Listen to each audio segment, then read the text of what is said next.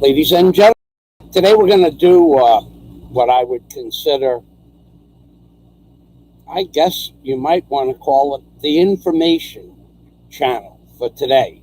But there will be some comedy involved in this dissemination of information on my channel. And one of the things that we're going to have topic matter on are some of the jealous, the most jealous YouTubers on YouTube, and why, in fact, they are, in fact, jealous. And basically, it boils down to one basic common denominator: the jealousy of other YouTubers. Whereas, for instance, if there is a specific YouTuber that is constantly trying to get you to go to his channel or her channel, and the way they go about this is to put the channel in question down for no good reason. Let's say there's a channel with a woman on it that doesn't sing so well, and this detractor of channels comes on and demands that you don't go to this woman's channel. And we're going to use Chi Corsairs for an example. Now, I myself am not a very good singer. I can't sing. If I go up on stage and start singing, people will throw money at me, but they'll basically throw money at me to get off the stage or to stop singing. And I find that funny. I find that amusing, that people don't like my singing so much that they'll say, get off the stage, because everybody is in perfect mental alignment with getting me off the stage or to stop my voice. But that doesn't stop me from singing. Now, as far as Chi Corsair's channel is concerned, I think for a certain aspect of YouTube, she has a great channel. Now, do I watch all of her entire shows? No, I don't. And would I watch all of her entire show? No. I go on, I make a guest appearance. I typically put a thumbs up and then put the number of the thumbs up that I put there. And then the first time she starts singing, I say, oh my God, she's singing again. And sometimes I'll leave and sometimes I won't. But recently, she came across a really good song where her voice sounds heavenly. And just to digress back to Chi Corsair's channel and the content of it, she's a Filipina. She doesn't have a 100% ability to express herself in English. She may use words incorrectly, but she tries. So for that, you have to give her 100+ rating. Now, there are detractors out there that say she has no content. Well, she's a Filipina. What content do you want her to have? Filipinas or Filipinos in general have only recently come across the ability to use the internet. So why should she have all this wonderful topic matter that the detractors of her channel may or may not have? And in my opinion, do not have. So to expect Chi Corsairs to come out with topic matter and the ability to express herself in English is just, it's unrealistic. So typically I will go to Chi Corsair's channel. Sometimes she's speaking in Visaya and sometimes not.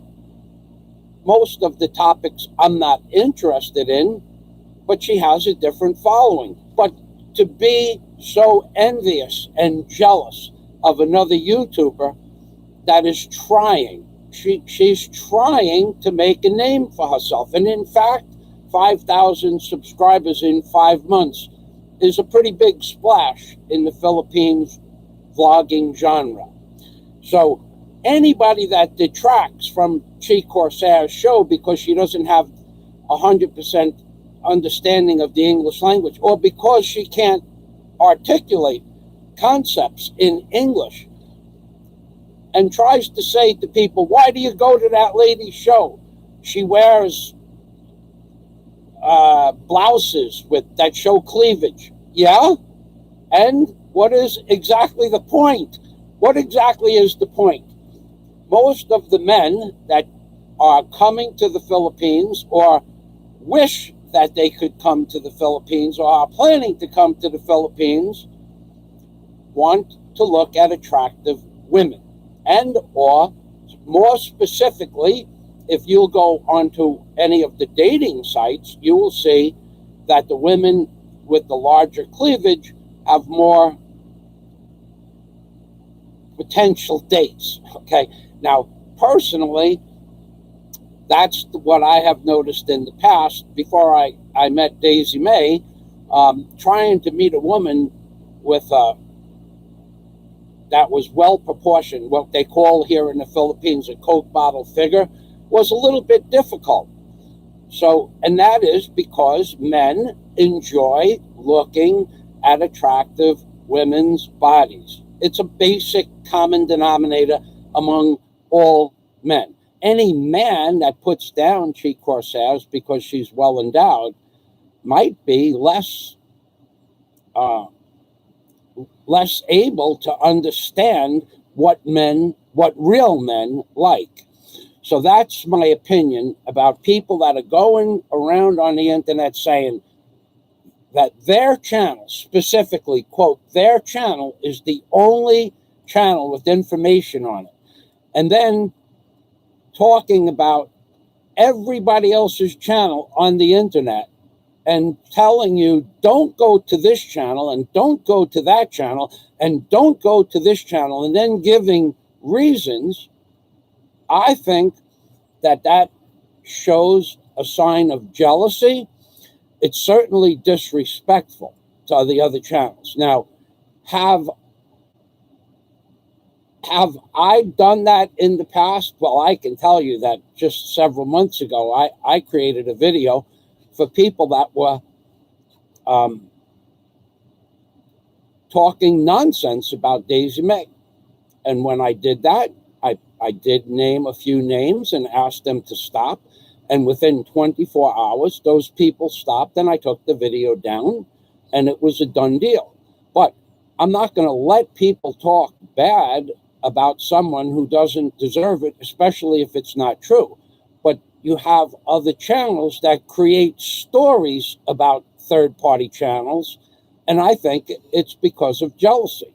It's because of their lack of self-dignity, their lack of self-respect, and or their lack of the ability for them to have what I call good topic matter.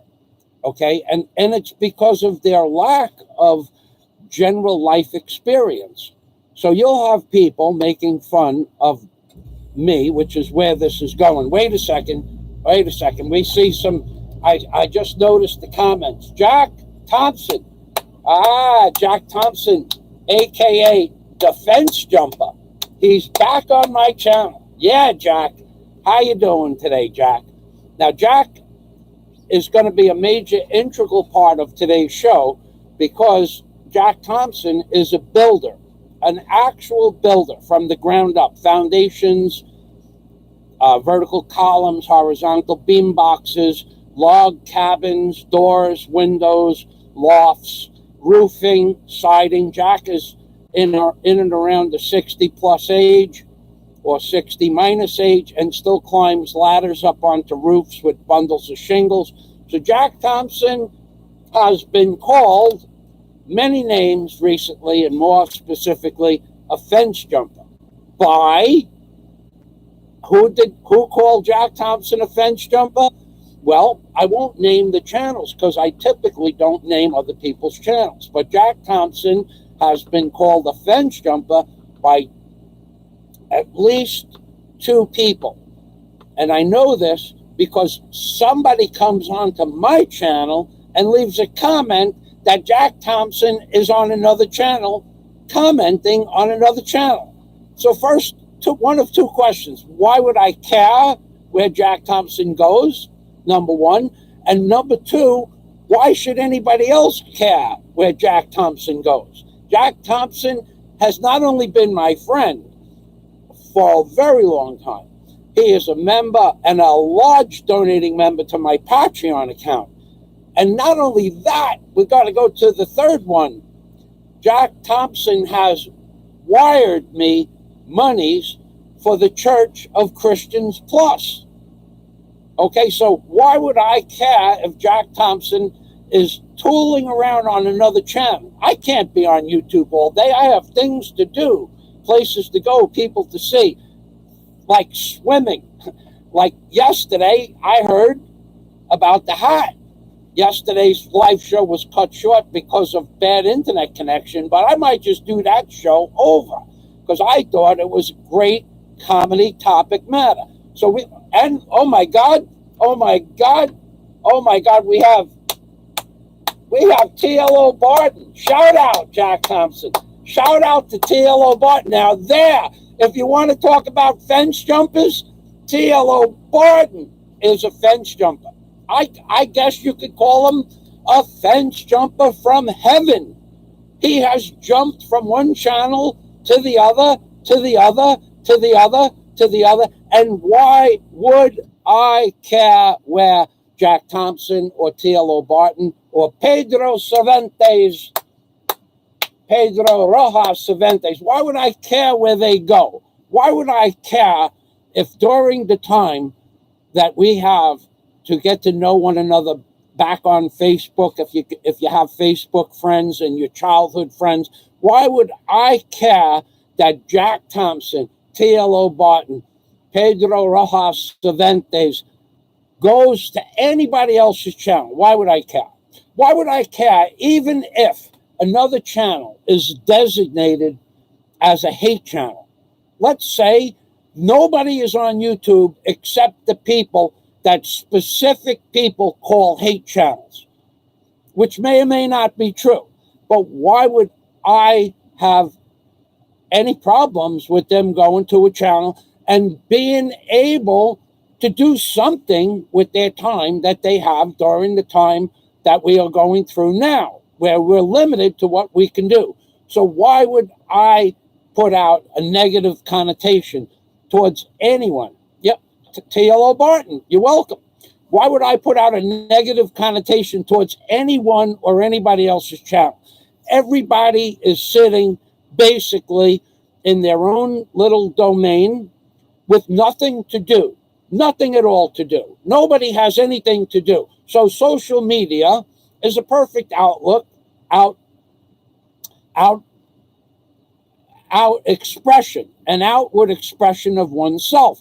Now, some people have videos, some people have just channels with no videos, some people have Facebook, but why would anyone be so negative and so malicious and so maligning to put down another person or a commenter to go to somebody else's channel? Why would they care? Look, I have 19,000 subscribers. I have 12 people watching. Because YouTube has deemed Michael Fazio to be, because of my past experience on YouTube and exposing the multitude of truths of what's going on in the real world, YouTube says, well, we'll let a few people watch Michael Fazio's channel, and I can't do anything about that, and I don't even care anymore.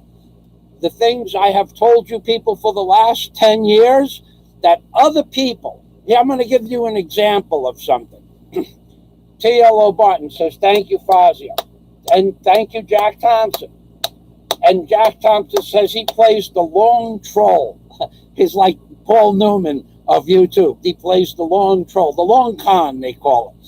So why would I care if YouTube detracts to the degree that they're detracting? As long as they let me keep talking about this stuff, I'm good to go. But people, I'm going to give you a perfect example of where people have been wrong in the past and they don't admit they're wrong. And then I'm going to give you an example of people that are copycats and or what would be called plagiarism if I coined the terms, which I did not, but copycats for sure. So we have out there a couple of people that are copycatting the thank you song that I created. Now, that I created, maybe it couldn't be copyrighted, but I am the creator of the thank you song. So there are other people that are using the thank you song. So one of those people is Chi Corsaris. And I think Chi Corsaris' singing ability is minimal at best, but she sings the thank you song in a tonal range where I find it very appealing. So I wish one day to be able to go on either Big E's channel, who is a very positive member of Chi Corsair's channel. I wish to go on and sing that song with her. And even if it sounds terrible, it still has comedic value. So that's one person who has used something that I created, and I find it amusing. Now, other people that have sang that song, it just makes those other people look foolish and brings more people to my channel. So in that respect, we will say thank you, because copycat or plagiarism is one of the most valued tools in social media. So for the people that are singing the thank you song, everyone knows I am Michael Fazio and I created the thank you song. And anybody else that sings it is either making fun of me, and that's okay, because their inability to create on their own shows by copycatting me. And then in the case of Chi Corsair's, it's the one song she sings good. Okay, so it is a form of flattery no matter where it is. But I'm going to tell you something else, and I will say that word after I read these comments. Jack Thompson, hi Jeff, I know you're watching.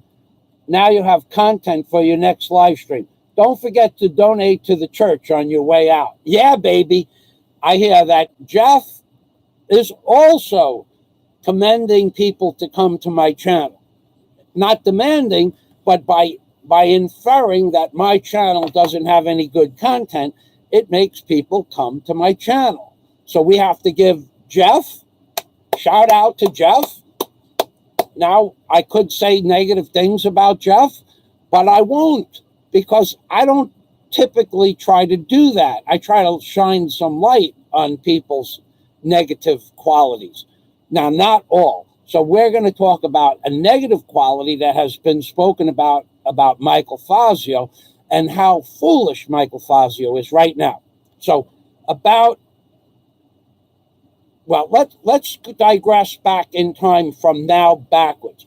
So about 8 weeks ago, I mentioned the term that YouTube made very clear existed. About 8 weeks ago, Alphabet and or Google or YouTube updated their servers.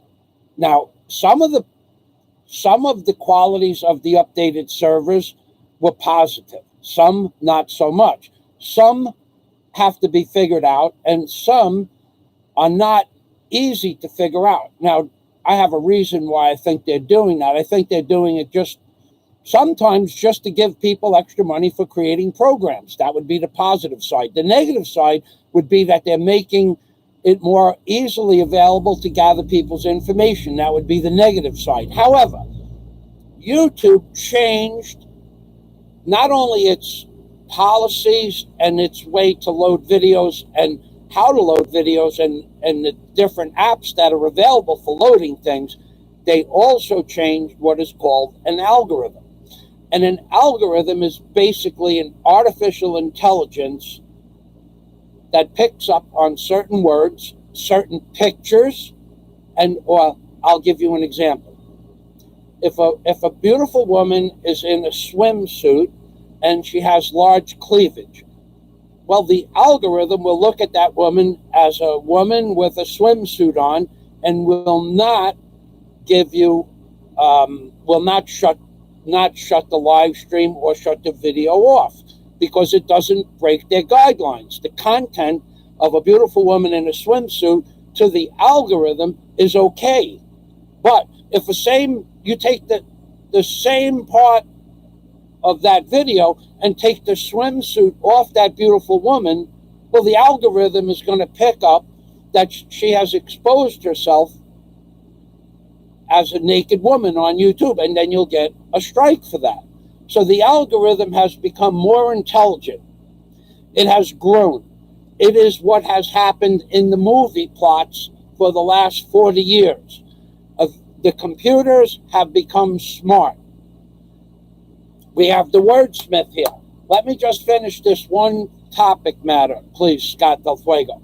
So the computer program has become smarter and or possibly has reached sanctioned consciousness, okay, or is very close to it. Now, personally, I believe that they have sanctioned computers. And Blue Rose, who is a computer expert and has helped me over the last 4 years with my computer problems, Blue Rose I asked Blue Rose, how do you think the internet really works? Really works, not the random access memory in our computer, and not the CPUs, and none of that. How do you think the mouse, for instance, on the screen, if you have windows cascaded, how do you think it knows which window to push, if it's underneath or over another window? And how do you think it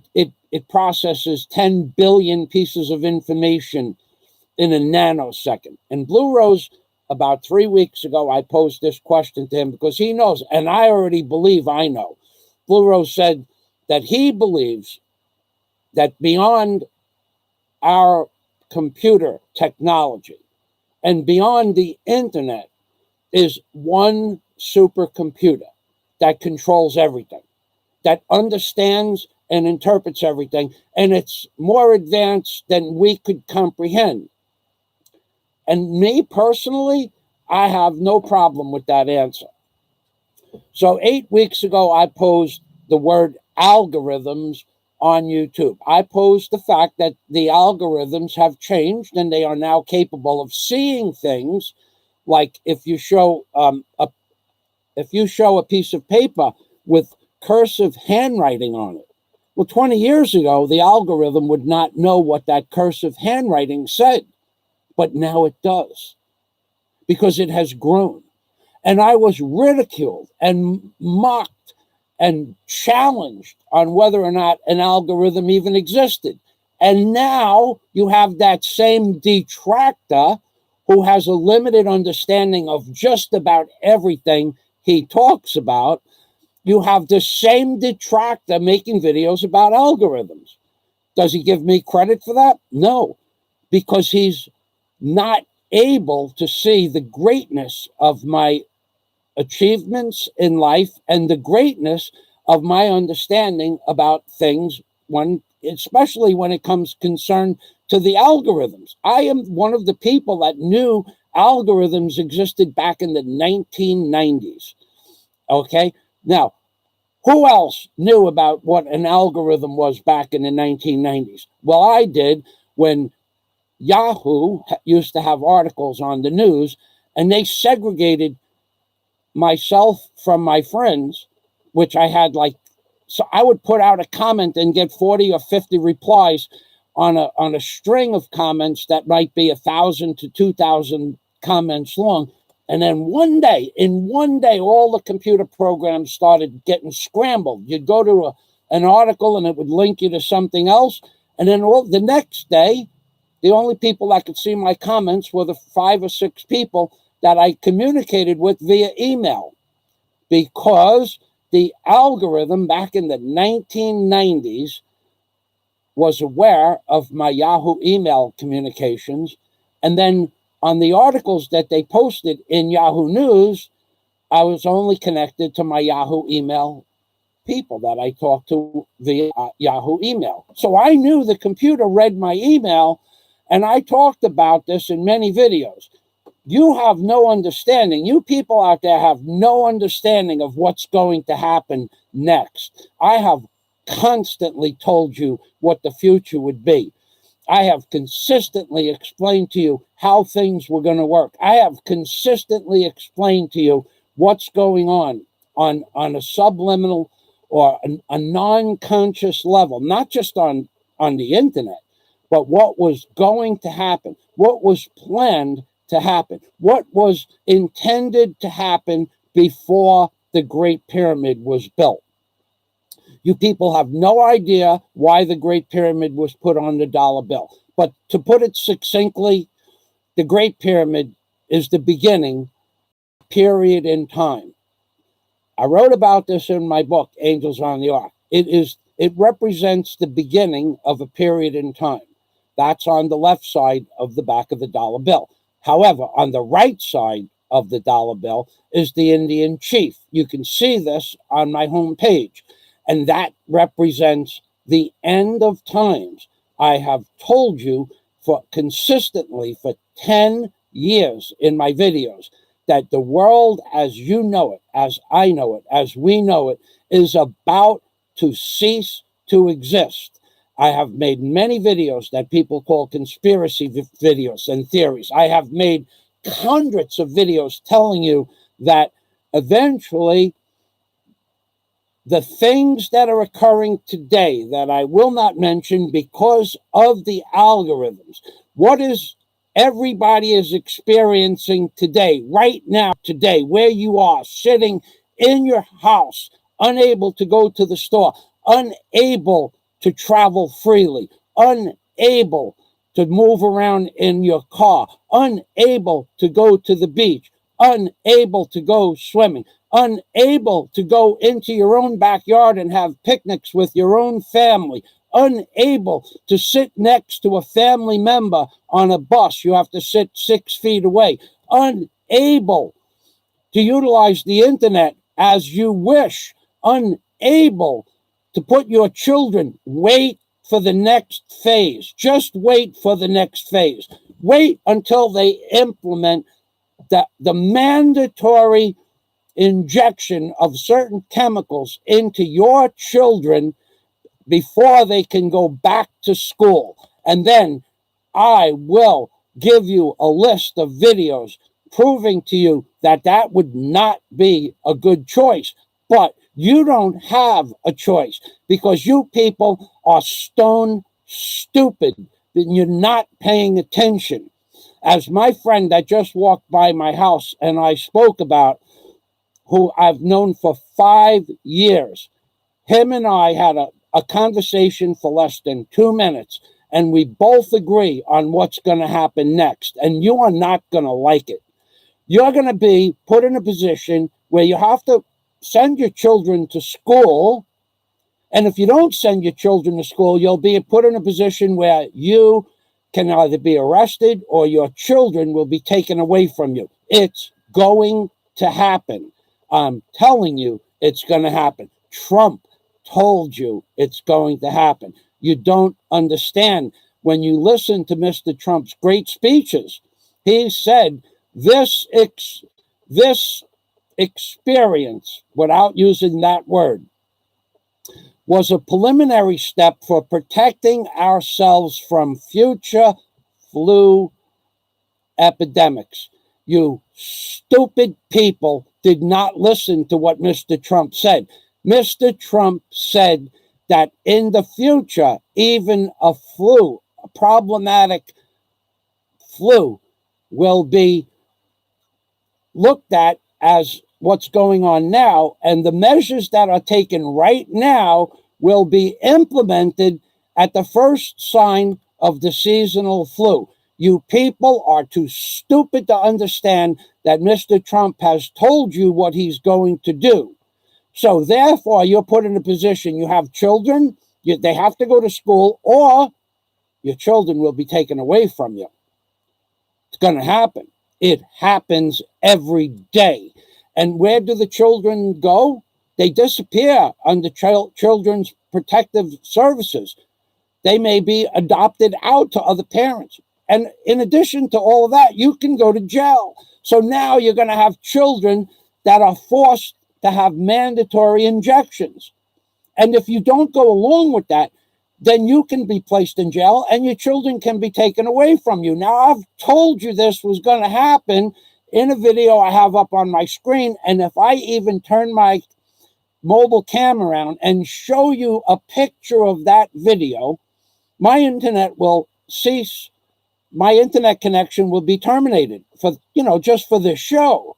It's happened more than 2 times, possibly 4 times. I turned the camera around and showed you one of my videos where I was in the persona of Rabbi Drew Barker, and I turned it around and showed you nothing more than a screenshot of the video that I was in the video. And it was a picture of birds sitting on a handrail of a bridge. But the algorithm not only picked up on the picture, and it did so in like 1/10 of 1 second, but 15 seconds later, my live stream was cut short.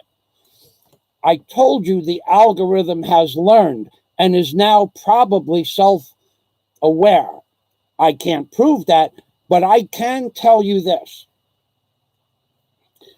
About 2 years ago, I had a thought in my mind, and I spoke that thought on a phone call. And when I turned my computer on, there were videos up on that topic. Not long after that, I had a thought without talking about the thought. And the thought that I had was about a very specific thing. And when I turned on the internet, there were videos on that topic matter. Now, is the internet self-aware? Does it have psychic abilities? Or did the internet send out a frequency that made me think of a childhood memory? And then that childhood memory was displayed to my mind as topic matter. And then I turned on the computer and that topic matter was on the computer. Now, it wasn't the topic matter I was thinking about, but it did happen. So is the internet self-aware, or does it have the ability to send out frequencies that will make you think certain thoughts? Either way, it has become more sophisticated than you people out there understand. So now, where does that lead us in society? That leads us to the understanding that they now control your television set. They now control the frequency of your television set. They now control your thoughts. You people have been brainwashed, dumbed down, ridiculed, mocked, and outwardly disdained to what is called the elite. They don't care about you. They never cared about you, and they never will care about you. And they are about to diminish the amount of people that exist. If you didn't hear me, I will say it again. They are about to diminish the amount of people that are existing today. This is the plan. And now I'll go to the comments. You people can think what you want. Okay, we have T.L.O. Barton. He is a fence jumper. God bless the fence jumpers of the world. Jack Thompson, he is playing the lawn troll on several channels, according to Jack. I don't know what that means, but he's a fence jumper. I've heard stories. I have people reporting to me that Jack Thompson, my friend of many years, a fellow construction worker, a fellow builder, another man who takes the bull by the horns, as opposed to somebody that can't fix simple things in their own house. They have to hire 2 or 3 people to fix some simple appliance or part of their house because they have no construction skills. Jack Thompson, who has always been my friend and Patreon member since I started, I have people coming to me telling me Jack Thompson's on another channel. So I'm sitting here maybe watching a movie and I see that I got a notice and I look up and I see Jack Thompson's on such and such a channel. Yeah? So what? So what? Why would I care? Why would I care if Jack Thompson's on? Why would I care if Jack Thompson comments on another channel? What, am I supposed to put on a 24/7 show for you people? Do you people really think that I am supposed to stay on this screen for 24/7? You could pay me to do that. And you know what? I could probably get somebody to donate enough money to pay me. And here's another thing that I'll talk about before I go to the comments. Typically, and we're going to talk about Super Chat because it's in the title. So I got to talk about the topic matter at hand. Typically, I don't know of another person with the diversified knowledge of construction that I have. So what I'm going to do is, if anybody wants to know how to do a particular project, let's say you want to splice two pieces of white pine together. Let's say you want to splice two pieces of white pine together, and you want to know how it's done to make those two pieces as strong as the original piece. How many people on this site right now, at this very second, without reading anything on the internet, can tell you how to do that? Or two pieces of spruce for an aircraft scarf splice. How many people can do that? I bet you there's not 2 or 3 people of my 20,000 subscribers that could tell you how to put certain things together as without going to the internet as I could. But that's okay. They don't have my licenses. They don't have my qualifications. They haven't owned construction companies since they were 18 or 19 years old in New York City. They don't have this. There are people out there that can't fix a handle on a screen door. Do you believe that? There are people out there that can't replace a screen door handle. And thank God for those people, because that's how I made a living. Putting $10 screen door handles on and charging $20 to put the handle on.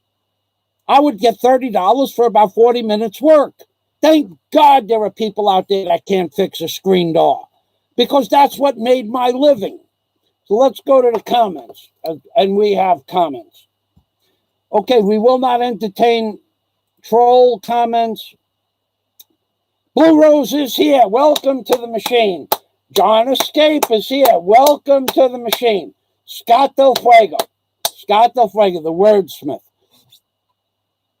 Viewers should understand Michael Fazio is a blue-collar genius, a man as expert in the ways of the universe and metaphysical as the construction industry. His convergence of truth is legendary, and his, to be continued, tolerance for the trolls and morons is low.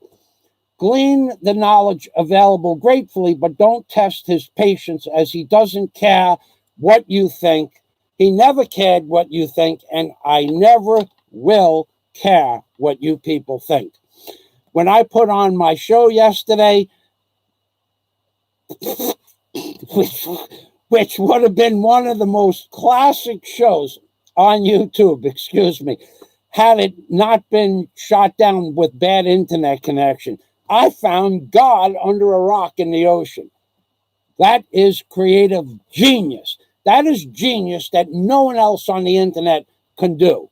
And my comedy routine that went along with the show, had the show not got shot down with bad internet connection, and the fact that I kept paying attention to the bad internet connection was tragic. But I will do that show in its entirety with all its show notes. I will do it again. I will do the entire show without being divested of time in comments. I will just do the show as it was meant to be done from the show notes. But right now, I'm going to go back to the comments. Thank you, Scott Del Fuego, a wordsmith, a member of my Patreon community, and what I consider, and one of probably 8 or 10 people that I call friend. Okay, now have we met? No, but I do know that there are certain people out there that are meant to be friends with other people, and other people out there that are not meant. So you can think that you're friends with somebody for 2 or 3 years. You can believe that. And then one time they betray you in a way that is unjustifiable. And then then you know that they're not your friend and you don't continue a friendship with them. It's not complicated. Not like people trolling other channels and abusing the channel holders, as Scott Del Fuego mentioned in his comment. There are people out there that go to specific channels to abuse the owners of the channel. That's their job. They're called trolls. There is a troll out there that even has the word troll in his name. Do I care what he has to say? I keep getting messages. He's talking, he's doing it. I don't care what he does. His name says it all. His name has the word troll in it. It's what he does. In fact, he does it good or well or fantastic, but I don't have time to watch him trolling me. I consider it the ultimate compliment that a troll would spend 2 hours talking about my content. What is so hard to understand? Why would I go watch a guy talk about me for 2 hours? Why? I already know what I said, and I don't care what he said. But he needs topic matter. And I supply you people with enough topic matter to talk about till the end of this crisis. To the end of this crisis. And you know when that's going to be? Never.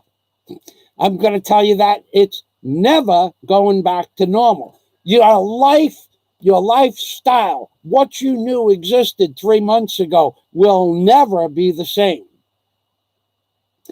The rules that were implemented in the year 2002, all of them, the rules at the airports, the rules at the bus terminals, the rules at Grand Central Station, the rules entering and exiting train stations, the rules on traveling from one country to another.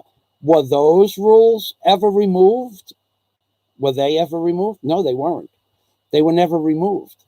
They have, if anything, they grew stronger. And now they're going to up the ante. They're going to put everybody in a box, literally, not just figuratively. They're going to put everybody in a box where you can't go anywhere without total control. And they're going to do exactly what was spoken about in something I make fun of all the time, aka the King James Bible. You think that the mark of the breast, you think the mark of the breast is a joke. Well, ladies and gentlemen, they are going full forward with the mark of the breast. Don't make any mistake about that. It's going to happen. And when that happens, then you will not be able to put your children in school without having the mark of the breast implanted on your hand or forehead, and then to show that there are people that are paying attention. You will not. And now I get this thing on my screen, www.reddit.com, trending on Ask Reddit. What are some things that continue to work even when broken? Why would this appear on my screen? I have no idea. Look, I have no idea. Look at this. Now I don't know what that means. www.reddit.com. I have no idea why that appeared on my screen. So I'm going to go back to the comments. We'll thank Scott Del Fuego for his great comment. And then we're going to go to construction questions and answers. I double dare. I will bet the two people that are making fun of my mechanical skills, that have put shows on about I will wager them any amount of money they have available to lose, to risk general knowledge in construction and building, operating heavy equipment, running boats, running backhoes, running track hoes, running bobcats. You have people that are specific to one skill. or no skills in some cases. Zero. They have zero physical skills in construction industry, bad-mouthing me. Well, I'm going to go through my qualifications, and then if you have a construction question, you can either super chat me $5 on today's show or not. You can ask the question and have somebody else answer it on my channel. That's up to you. Or you can be a one-time donator on my Patreon account, ask a question, send me $5, and I'll answer the question as best I can. Now, there are people that have no need for construction anymore because there is no construction anymore. But I will wager any amount of money to those two people that are consistently making videos about myself. I will wager any amount of money that they have to lose or win, that I have more construction knowledge, more licenses, more qualifications than either one of those two men have. And I use that word men because physically they were born men. But that's where it starts and stops. When a grown man has to come on YouTube and talk about Michael Fazio's inability or lack of knowledge to construction, when I hold 11 federal and state licenses in different construction methodologies and or state licenses, and they have, in one case, zero credentials in construction. Zero. That is zero minus 1 billion. No knowledge of construction whatsoever. The man who detracts from my construction knowledge can't fix a handle on a screen door. Okay? He couldn't install, if necessary, an on-demand hot water box right next to where it is, even if there was an outlet next to the shower. He couldn't do that. And yet, not only can I do it, I can explain to you how to do it and what tools you're required to do it with right now without even looking anything up. I can do that. Simple hot water heater, simple screen door repair, tell you every part that's involved with fixing a screen door handle. And I use a screen door handle because it's got like 12 parts to the entire kit. Okay. And I've done it so many times, but I have people out there that watch a channel, oh, the screen door doesn't work. I have to bring the screen door to the hardware store and have two men fix the screen door and then give them 3,000 pesos to fix the handle on the screen door. Why? Because they have zero construction skills and yet they critique my construction knowledge. Nobody on YouTube, I've said this before, nobody on YouTube has my construction skills and or background in general. Now, on any given day, any specific YouTuber could bury me in knowledge when it comes to a specific attribute of construction. For instance, I am not an electrician, but I can wire an entire house, probably to code, without reading the blueprints. But if you give me the blueprints, then I can do the job to code because my licenses say that I have enough knowledge of construction to read blueprints. But I can't tell you the wire size necessary to bring 30 amps in what is called the home run to a third floor from a circuit breaker in the basement, 25-foot run. I can't tell you the wire size that's necessary for that. But what I can do is read the blueprints and run the wires. Now, I can't tell you what it is, but I guarantee you that I think that a 220 air conditioner for a 125-foot run, a home run. I would wager big money that nobody even knows what a home run is. I would wager big money that a home run from the ground floor circuit breaker to an air con 125 feet away, I would wager big money that I know a number 8 wire more than bring 40 or 50 amps that far. But I do believe a number 10, 3-wire number 10 would bring that amperage to that air conditioner. But I don't have to know that. I don't have to know that because my license says I can read the blueprints. So I'm going to tell you that at some point in distance from the breaker panel box to the air conditioner, a number 10 won't bring the amperage necessary, and you're going to have to move to a number 8. Well, I don't know those specifications, but I don't have to know that stuff. I have a license, general contractor's license, airframe and power plant jet mechanics license that says I can read a blueprint. The license doesn't tell you that you know everything there is to know. The license tells the people that hire you to do the job that you have the knowledge to get the job done properly by reading the blueprints. So you people out there that are making fun of me, any amount of money, I don't care how much money you have. It doesn't make a difference.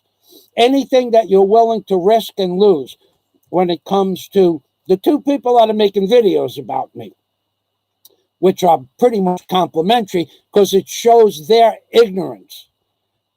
Those two people, I challenge you to any building construction project, anything, doesn't matter what it is, except electronics. Because one guy happens to be an electronics expert. Now, electronics is different than electrical, two different fields. Okay. Now, I wouldn't challenge him to an electrical contest, but I said construction, not electrical. We're gonna move two things that are not challengeable to me that I would not take the challenge on are electrical knowledge and or electronics. I know nothing about electronics. I know they exist. That's it. But an electrical, I can't tell you what the codes are. I can't tell you what size wire, 7x19, or stranded wire, or solid wire. I can't tell you the bend radius in the boxes that are required. But I will tell you that there is nobody on YouTube that can come close to my construction knowledge. And we have Warren H., my friend. My God, let's see what, and I have lost all track of the comments and I also want to thank the troll channels, the 2 troll channels, for bringing so many people to my channel that would normally not be at my channel. So all you did was make my limited access to the internet greater. And all you did is show your ignorance by calling me ignorant. Because neither one of you two men that were born men, and that's where it starts and stops for the most part, for one of you for sure. The other one, I'm not so sure. I don't know if I'm actually being trolled or he actually believes the nonsense that spews from his mouth. Spew, S-P-E-W-S, spews from his mouth. Does he actually believe that nonsense because of a blood alcohol level? Does he actually believe that nonsense that he's spewing from his mouth? Or does he realize that he is accomplishing the second word in his troll channel name? Does he believe that nonsense? I don't think he believes it. I don't think he is that ignorant of the fact of my skills. So let's go to see Warren H. Let's see what Warren H. has to say. And we're going to sing the thank you song.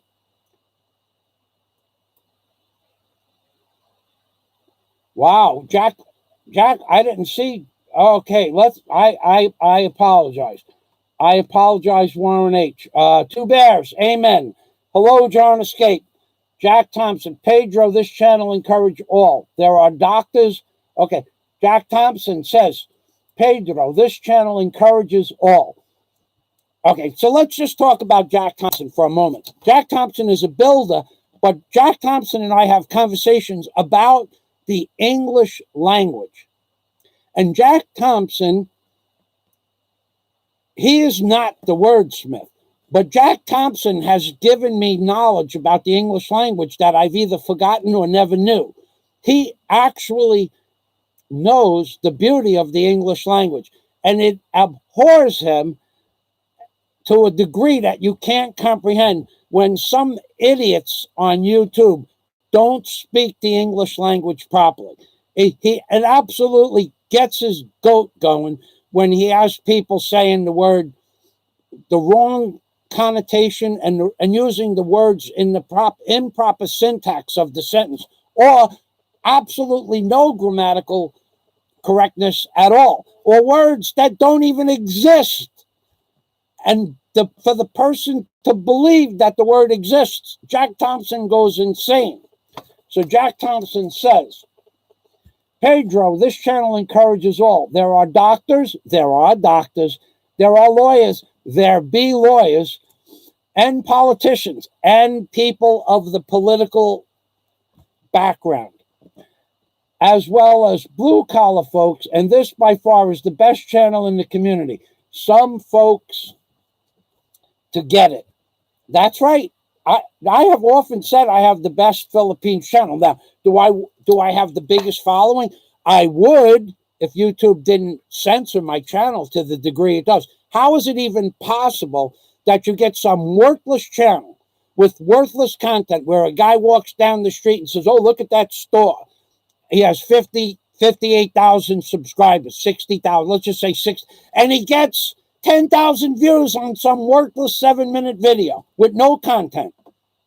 How is that possible? It's possible because YouTube realizes that the man who has 60,000 subscribers isn't being controversial, has worthless content, and wants to keep the population dumbed down, so they throw his content up at the top of the page everywhere on YouTube. My stuff, after this live stream is over, I'm going to get 12 views on this live stream. And I don't care. I got nothing else to do. But I have 20,000 subscribers, and how many people got a notice? 50? 12? How many people got a notice? None? Maybe somebody just went to the new upload page where you see that people are on live. How many of my 20,000, 19,800 subscribers got a notice? Next to none. And why? Because I put out the controversial and truth about what's going to happen to you ignorant souls, you people who have been brainwashed from birth with nonsense and lies from the entire elite community. You have been so dumbed down that you believe that what's going on right now is necessary. You believe it. You believe it.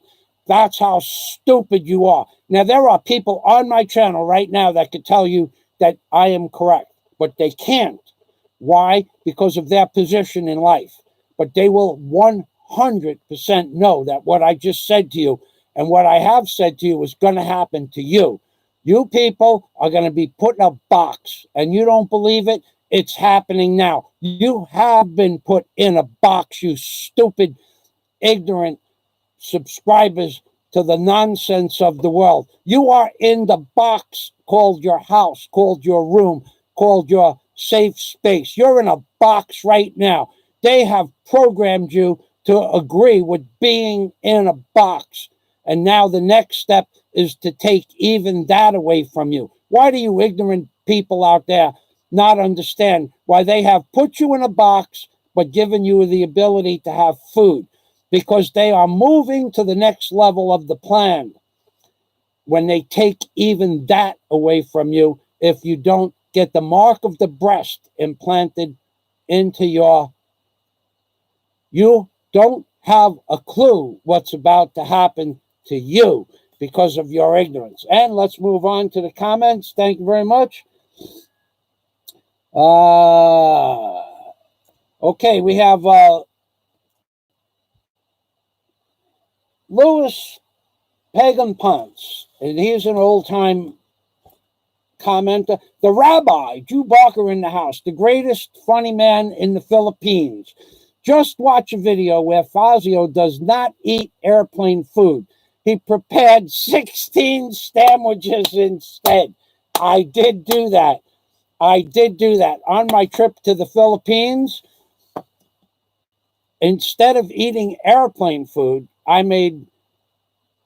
thought it was, maybe it was 12 of one specific sandwich, but I made a bag of sandwiches because it was it was predetermined to be, Lewis, it was predetermined to be 30 hours of flight time. It turned out to be a 42-hour flight here. We got stuck in Toronto on 6 inches of tarmac ice. They took me to the side to go through my luggage because of the things I had in my luggage that it was questionable what I had in my luggage. So they put me in a separate area, not in a room, but they stopped everybody from going in that area, and they surrounded me and opened up my suitcases and said, "What's this?" And I said to them what this is, and they said, "Okay, that's allowed." Okay, so you were allowed to bring certain things to the Philippines and not allowed to bring other things. But anyway, that flight turned out to be 42 hours in the air or on the ground, and then plus 2 hours, 3 hours at the airport. It was a 47-hour ordeal. Thanks for watching the video, Lewis.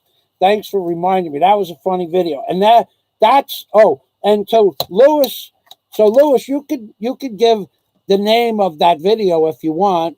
And then that video I made in my house that I own in New York City, by the way. So it's my video that I made in my house, and I hear these stories from these mentally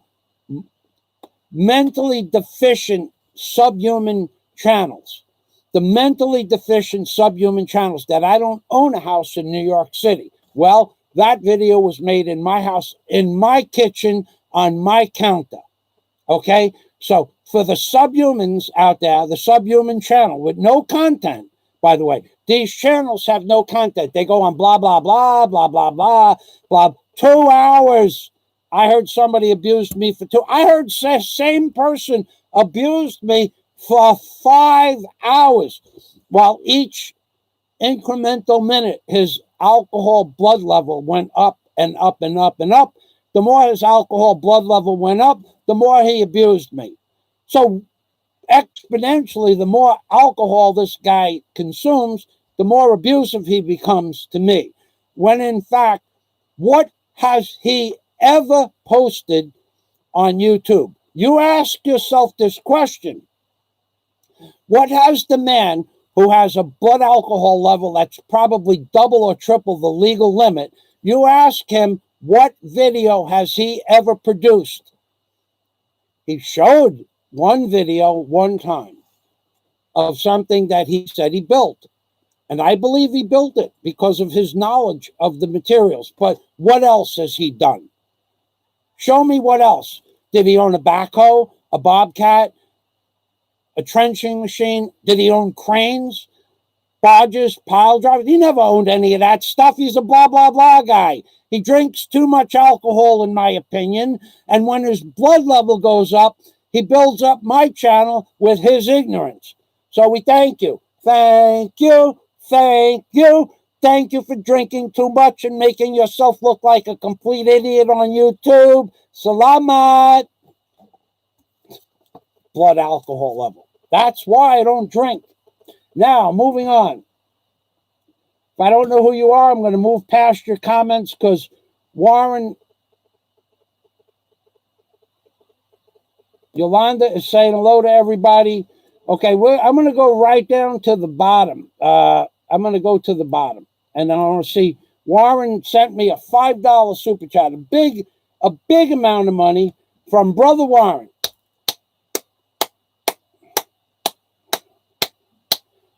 Brother Warren. Now, Warren, I have been ridiculed because I don't believe in the church per se, and I never will. In my mind, I have no use whatsoever for organized religion, but I do believe in the power of prayer. So I have been ridiculed. And by the way, you're allowed to do that. You're allowed to ridicule me for praying for Warren. But you made yourself look like an idiot to people that really frowned upon that video. The person that ridiculed me for praying for Warren, because I put my head down for 2 minutes and prayed for Warren, that video that you produced, abusing me for praying for Warren, even when I explained that I don't believe in organized religion, but I do believe in the power of positive thoughts and or prayers. And I put my bowed my head down in honor of Warren H., a great man, much greater than the idiot that made a video condemning me for praying for Warren. Who would do that? What type of negative emotions would a person have to have inside? What type of self-hatred would a person have to condemn me for praying for Warren H., a person who's been my friend on YouTube for 10 years? And then what type of person would condemn me if I played a video? I can't play on my channel, but if I did, you would. I'm going to be able to play those videos one day, I promise you. But if I played a certain video about a certain man and what he said about myself and Warren H., you would say, what sick, twisted, mentally deranged, incompetent, self-loathing, self-despising person would say such negative things about Michael Fazio and Warren H.? Everybody loves Warren H. Whether you love me or not, who cares? But if I played the video clip of what one person crying in the wilderness said about myself and Warren H., you people would look at that person completely different. Now, I'm not allowed to play that video, but I will one day play those videos. And you will say to yourself, look at the amount of hatred this man has, not towards other people, because I don't take it personal, but look at the amount of hatred he has towards his own soul or soulless being. The man who could say that Michael Fazio and Warren did such and such a thing to each other, and or want to do such and such a thing to each other, has to be a self-loathing, self-hating individual to depths that nobody can even imagine. But one day, those videos will be played in open forums. And you will see how much one particular individual hates himself and projects his hatred outward towards people like Warren, who everybody loves. You will see this in the future. In the meantime, everybody on this channel, everybody on YouTube, everybody on channels that were called or are called hate channels, everybody loves Warren H. Every person of what is called a hate channel by this self-loathing individual, everybody on those hate channels, and I will not mention the name or the people on those hate channels, every one of those people that are called haters on a hate channel love Warren H. Every one of them. And yet, some of them liked or disliked me, and it doesn't bother me because I'm in the mix. I'm on YouTube. I'm on it for the long haul, and I don't care what they say. All they do is bring either honor or shame to themselves. Now, I have heard people that don't even like me, and I know they don't like me, and I know why they don't like me. But I talk about myself and another person, and yet we have lost the internet. I have heard these people talk about myself, but I have heard no justifiable cause to hate you that much to keep you out of the Philippines, in my opinion. But so be that as it may, the person that I'm talking about doesn't like me, and I don't particularly care for that person, but he did compliment me in saying that I, Michael Fazio, was in fact the lesser of two evils. And I mean, if that's a compliment, it's kind of a backhand compliment. So Brother Warren, and that'll bring us close to going back to the comments. Showing the love out of the ICU in 3 hours. I'll be here, Warren. So we'll sing the thank you song. Digressing back to the thank you song. YouTube took 10 people away. That internet interruption, boy, that slopped me down, boy. They slathered me down from 30 viewers to 14. I don't even know if internet connection.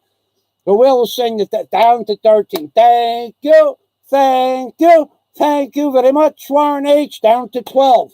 Yes, sir.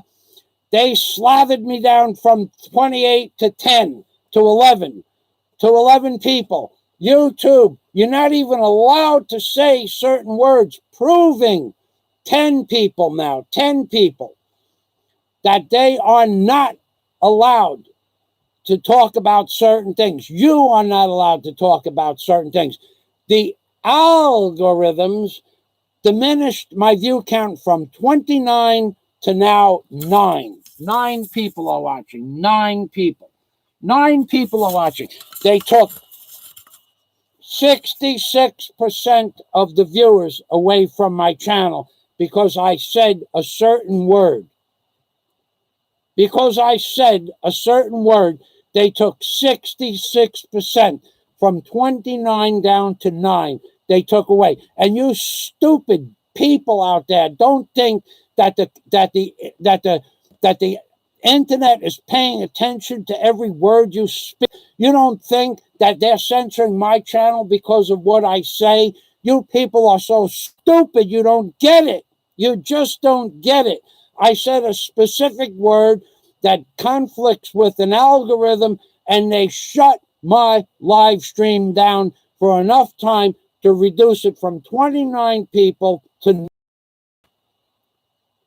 That's how stupid you people are. So we sang the thank you song.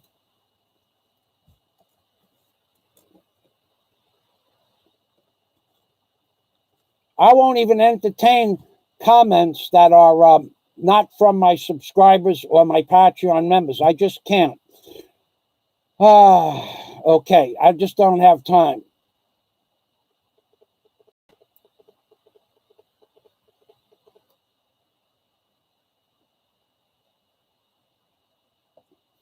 I'll acknowledge that Yolanda is here, but I won't acknowledge her comments. There are just too many of them.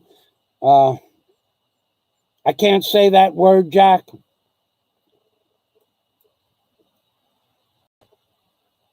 I can't say the words in that sentence, Jack, but it is a true sentence. If I do that, the algorithms will just shut my live stream down.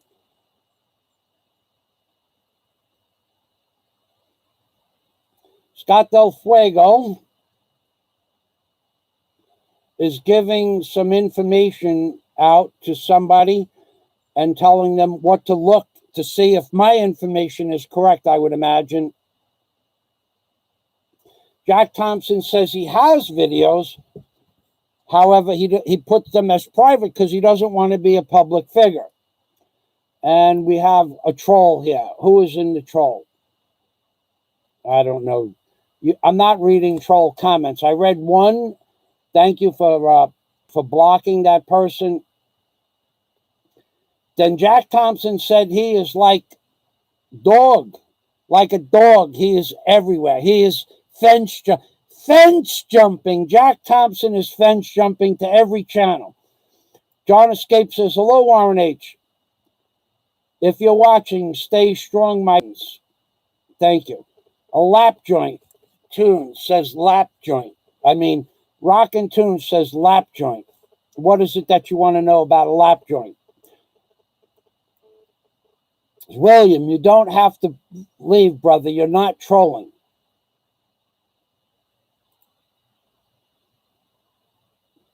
I don't know what that means. Jack Thompson, stick around, Michael, is behind on the comments.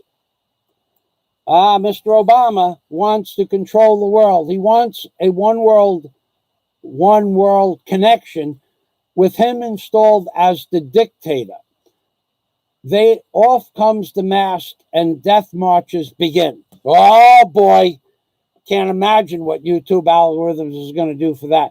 And of course, the song and the video that I showed where they shut my channel down, every time I show even a picture of birds on a bridge from the video of They Want You, what sounds like the word head. Sounds like the word head. They want your head. They want you head. Sounds like they just shut my channel down. As soon as, if I turn this video camera around, on a video I have up on the top of my screen and show you any part of that video, my live stream will disconnect within 30 or 45 seconds. So I can't do it.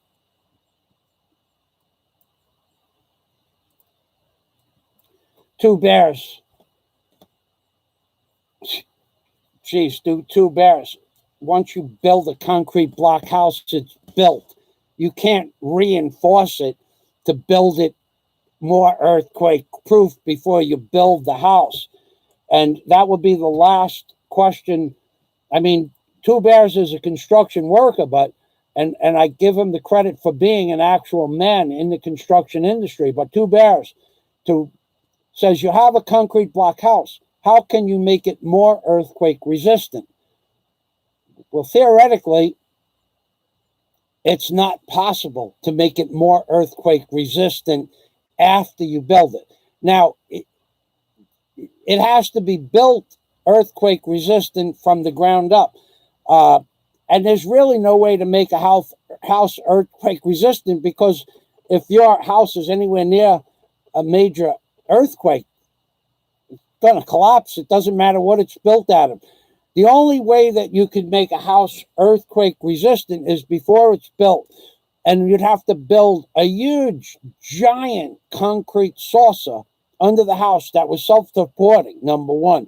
Number two, it would have to be 3 to 5 feet thick with 2-inch rebar running crisscrossing every 6 inches, and an lattice of reinforced with all kinds of different types of rebar and flexible stuff. And on that dish, you would build the house. And then if the house was near an earthquake, the house would settle on top of the dish like a boat on the water. And even that wouldn't make a darn bit of difference if the ground dropped out from under the house. So there's no way to make a building earthquake resistant. A concrete building. Metal is not possible either, but you can reinforce it to some degree. But it's just after the house is built, that's what it is. For the columns that I have in my structure for the 4-story, they're mandatory is like 15 inches. For the columns, I might go 17 inches. I might up the rebar from number 6 to even 8 on the outside corners. But nothing is going to stop a building from being knocked down by an earthquake. So thanks for the question.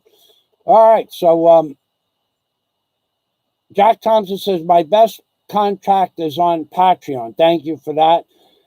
And that's true. Warren H. says, I'll be out of the ICU in 3 hours. Jack Thompson says, congratulations, brother Warren. Two Bears. The most important thing for electronics is to not allow the smoke to escape. Well, now there is something personally I would think is true, because it makes sense. I mean, if you asked me that question, what would be the most important thing? I couldn't have answered that question because I don't know anything about electronics. But I do know that electronics have a lot of caustic materials in them. So what Two Bears is saying makes sense. The most important thing about electronics is to not allow the smoke to escape. Lewis Pagan Ponce, Warren, awesome. Jack Thompson. To Warren, thumbs up. Frank Gallagher says, sup, honey. I don't really entertain those comments. Like if I don't know who you are and you don't ask me a question in proper English, pretty much I just avoid those questions. So we're going into the real world now. LaRue Seagrass, welcome to the machine. Welcome. And LaRue Seagrass is a channel I highly recommend. I'll let Jack leave comments down about LaRue Seagrass. She has a great channel. She's very religious. And don't go to her channel unless you believe in God, because there is a lot of God going on LaRue Seagrass' channel.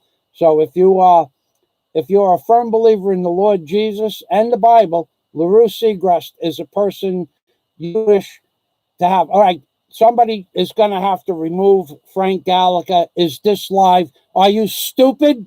Is the question. More specifically, you're not going to come on my channel and ask stupid questions.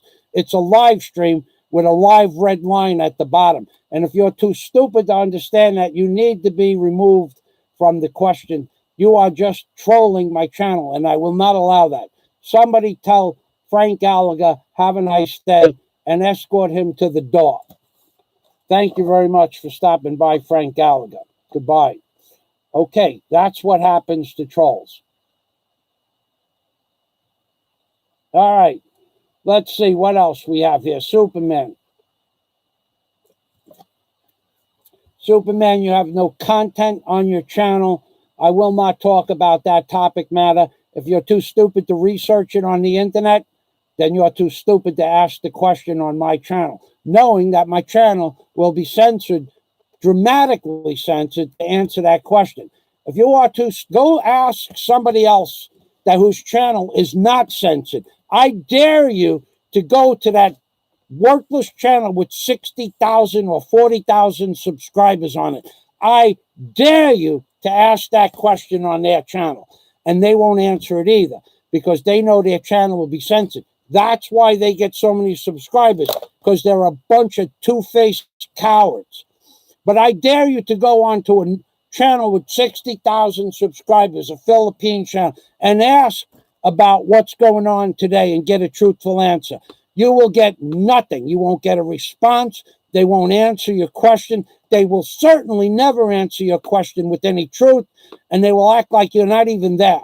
So I'm telling you, go ask somebody with 60,000 subscribers that gets 10,000 views per worthless video what they think about what's going on, and they'll tell you nothing.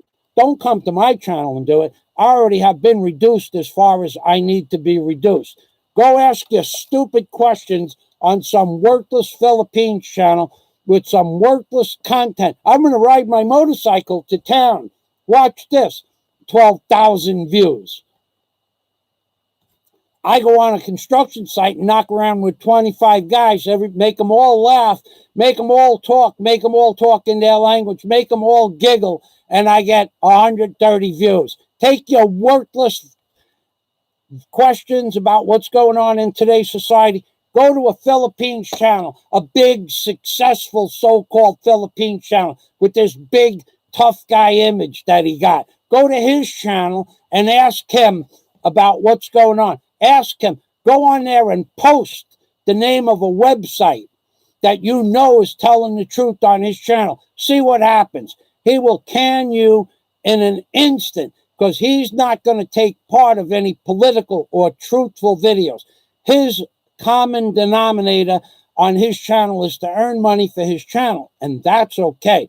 But when it comes to the truth, you got these people with 30 or 40,000 subscribers who have worthless content, absolutely worthless content that won't talk about controversial subjects because they know that their 60,000 subscribers will be reduced to what I have, which is basically YouTube took 19,800 subscribers away and took the bell icon off. Go ask your stupid questions on some other so-called successful Philippines vlogging genre channel. Good day to you too, LaRue Segrest.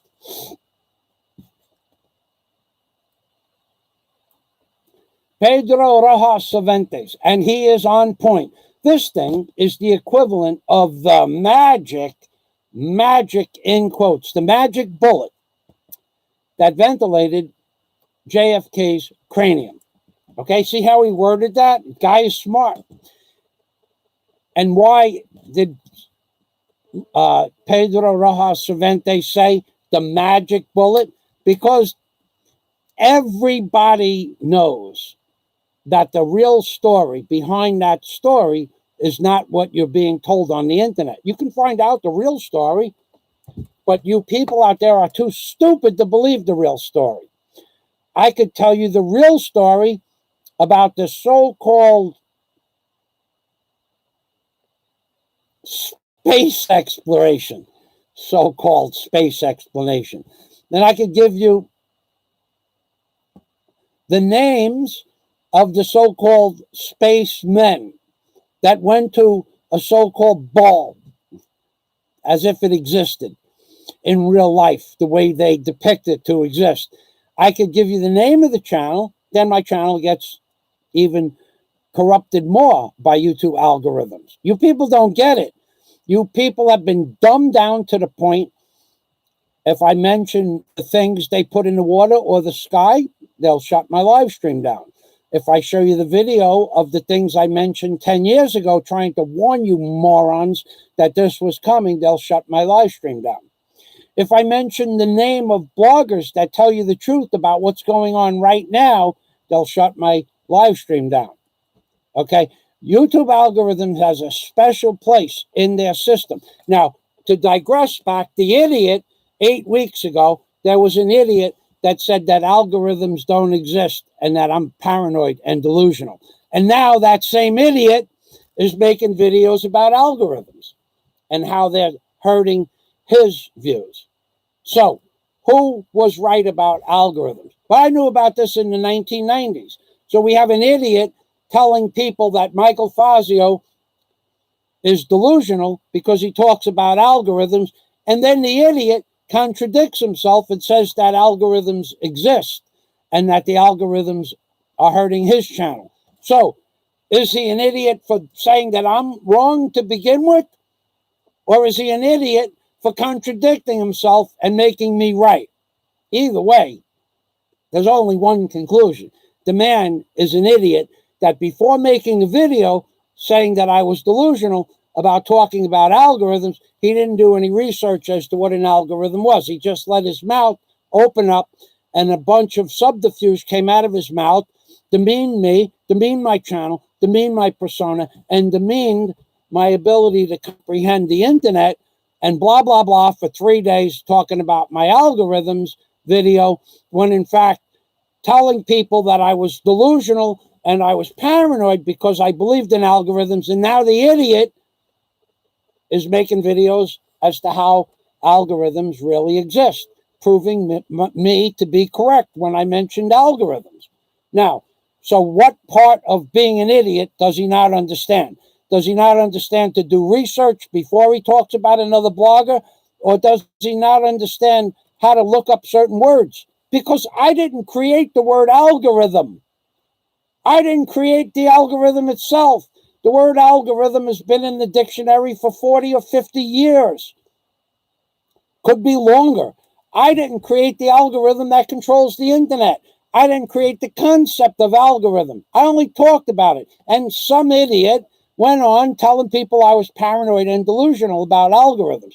And yet, if you go and try to make a video about the truth today, your channel gets censored because you people are stone stupid. You don't understand that you have been boxed in, and they are ready to put you in the proverbial box. You just wait. Now, it won't be long now before they are in full 100% absolute control of every aspect of your life. Once they start putting the mark of the breast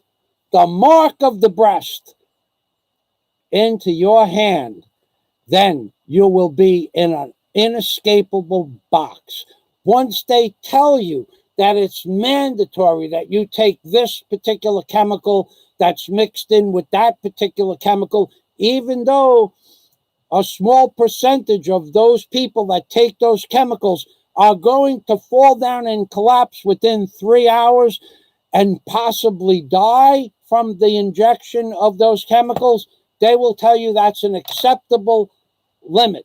But you stupid people don't understand, when you walk into the office where they're going to put those chemicals into you and you sign a waiver, you're going to have to sign a waiver saying that you relinquish all legal responsibilities of the doctor and the parent company of the chemical itself if any harm comes to you due to the injection. You stupid people out there are going to have to sign a waiver relinquishing your human right to life, to any negative things that happen to you from the injection. And then, let's say you don't want the injection. You don't have to take it. But then, you can't get a bank account because your bank account is connected to the injection. You won't be able to go to the bank because you are not immunized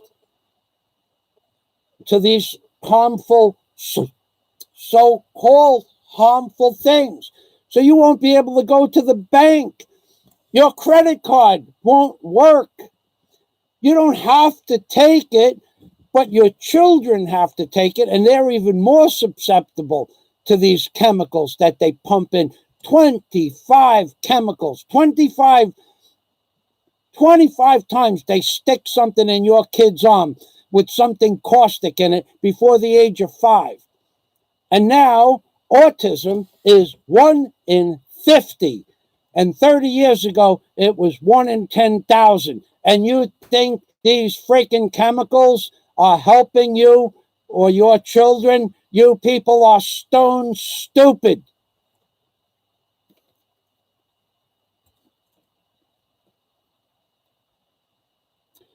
So Pedro Rojas Cervantes says this thing is the equivalent to the magic bullet that ventilated JFK. Magic bug, says Rojas. Pedro Rojas Cervantes. Magic bug, he says. And that's what it is. It's magic. It's all in your mind. This thing, do your research. You people are so stupid you don't get it.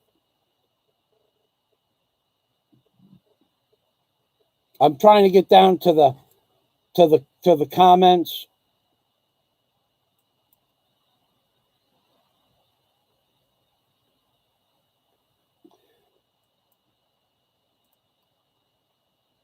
Okay, Pedro Rojas Cervantes is talking about computers. He says sentience or sentient consciousness is what they need us to believe that machines will possess. And Pedro says never. Now, only the creator can breathe life into animate matter. That's probably close to the truth. Artificial intelligence is the biggest psyop oxymoron. Well, okay, it's got to take that on different levels. What he says is true about sentient beings. But okay, so first of all, you'd have to understand something about the world and life that most of you don't understand. There is a spirit consciousness within each person's soul, although some of those spirit consciousness are black. Let's just call them the black souls of YouTube. So the spirit consciousness exists. So Pedro is correct in his verbiage that only the creator can put the spirit consciousness into a soul. But artificial intelligence is possible. I do believe that artificial intelligence is possible. So maybe, let me read the comment again. Artificial intelligence is the biggest psyop, the biggest oxymoron. So that we agree on the first part of Pedro's comment, but I don't agree on the second part. So I agree that he makes perfect sense. He talks about sentient being, but I do believe artificial intelligence is a reality because it reads. I'm telling you, Pedro, you've seen it happen on my live streams. If I turn my listen, there are videos that I have at the top of the screen. I'll do it at the end of my live stream. I'll post a couple of links to videos that'll just rock your world. Not you, but rock these people's worlds. How tricked, how baloney you have been. What lies and deceits have been perpetrated to the American and the public and the world in regards to pumping chemicals into little children.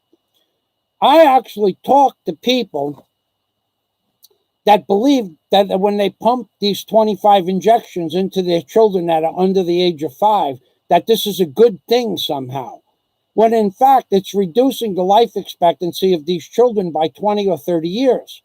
Now, I had a conversation with someone before my live stream saying that the United States government has a big interest in reducing the amount of elderly people because of the retirement pensions and the fact that Mr. Clinton he raped and pillaged the Social Security bank when he was in office.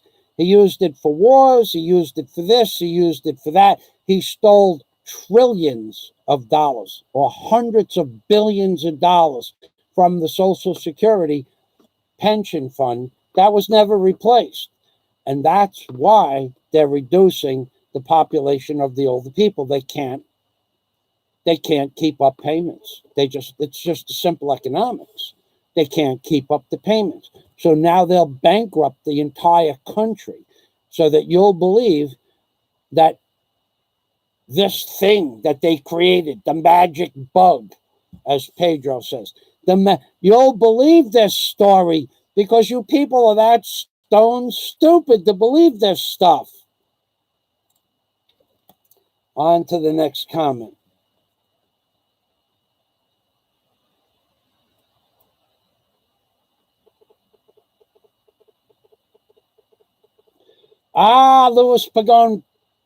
Louis Pagan Ponce asks a real question. Fazio, I'm down to your comment, but I think I covered this just a minute ago about black souls. So Louis says, Fazio, you have to ask yourself, when this negativity is spewed onto you and Warren, is it really the person on the outside talking, or is it an entity on the inside of the person talking? And that is one of the greatest questions that we will spend some time with right now.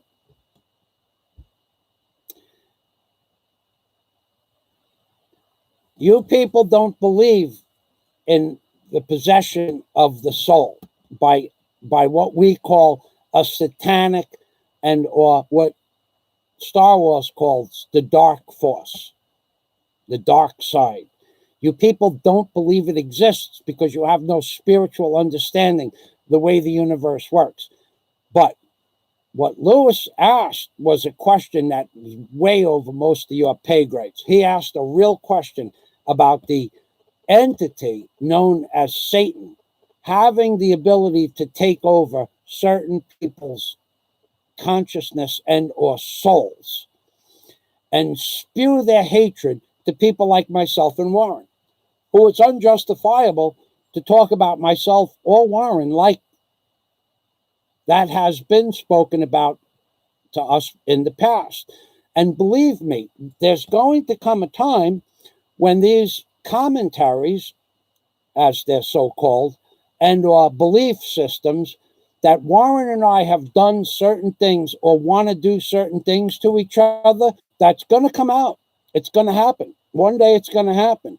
And you will be in a position to look at yourself for what you are.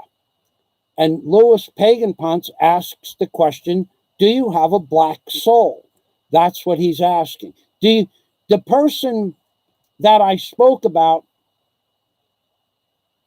the channel that I spoke about, sounds like Bader's, Baiter, Bader's channel. The Bader's channel that I spoke about 15 minutes ago. Let's talk about the Bader's channel. Do any of those people have black souls? Nope. I would answer the question no. I would answer the question that all the negativity that they spew out is for one of two reasons. One, so that they can gain notoriety on social media. And two, because they enjoy it. Except for one guy. I think that there's a sickness in one of the twisted souls. But he doesn't come on the internet so much anymore. But for the most part, the people that have been called baiters by this one individual channel who keeps spewing hatred towards every single entity. And yesterday was no exception, or the day before yesterday was no exception. No exception. Boy, oh boy, the man came out and said, I hate this person and I hate this person, and I hate this MFer, and I hate this person, and I hate this. Dude, in order to hate somebody, you have to have a black soul. That's my opinion. But you spewed, however you want to call it, you spewed hatred on a man who really didn't deserve it, in my opinion. But going back to the Baiters channel, do they have black souls? For the most part, no. They just enjoy abusing other people. And they're allowed to do that.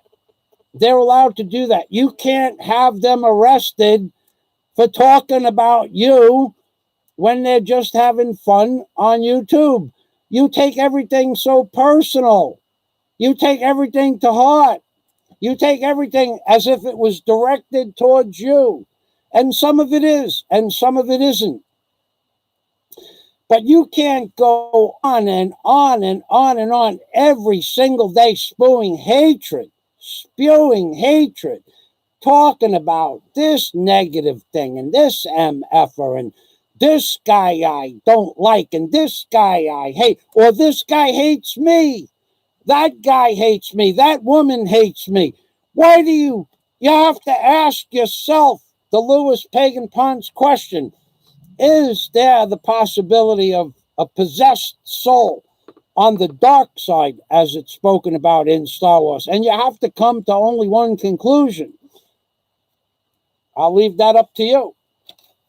But I do believe, my personal opinion is, a black soul is a distinct possibility amongst certain people who have been possessed by certain entities who you can pretty much separate from the pack by one commonality. Nobody likes a particular person. Where else on the entire internet of YouTubers in a specific community has everybody come to the conclusion about myself or Warren H. or Chi Corsairs or Big E? Where else has anybody come to the commonality conclusion that we, Michael Fazio, Warren H., or Chi Corsairs or Big E, that we are evil people, that we are evil people? Who has come to that conclusion?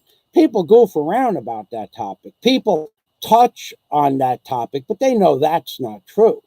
But there is one commonality amongst the Philippines vlogging genre that people are concreted on in their thought about one particular person that might be possessed by a dark soul.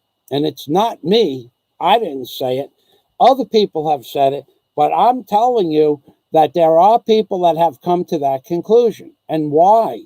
Did I put that on another person? Did I say that Big E has a black soul? I never said that. I never said that Chi Corsairs is evil because she can't sing. I never said that Chi Corsairs is evil because she wears a low-cut blouse. I never said that Chi Corsairs is evil because her voice sounds like cats screeching that are strung from over the wires by ropes. I never said that.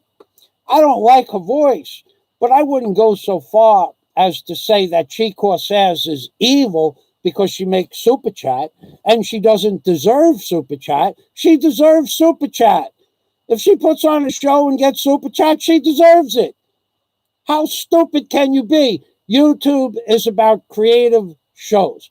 Whether they're creative in the positive, whether they're creative in the negative, I just see it as creativity. YouTube was designed to allow people to create. And now we are creating. But, you don't like the way somebody creates, therefore they don't deserve Super Chat. What is wrong with you people? That if you don't believe somebody deserves Super Chat, then they shouldn't get Super Chat. What is wrong with you people to believe that your viewpoint, your political standpoint, your perspective of the world is what the world should be? What is wrong with you people?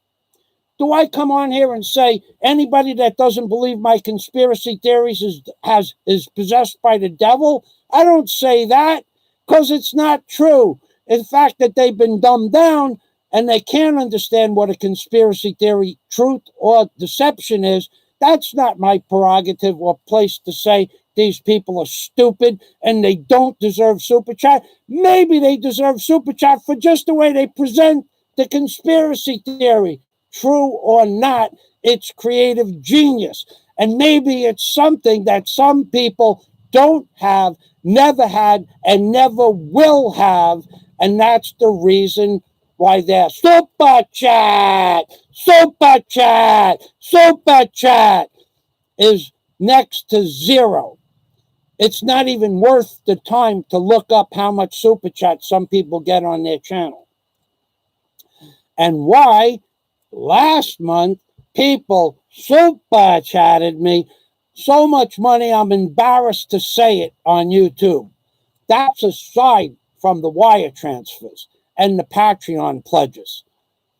That's why I watched a channel last week for 127 minutes, 2 hours and 7 minutes long the channel was.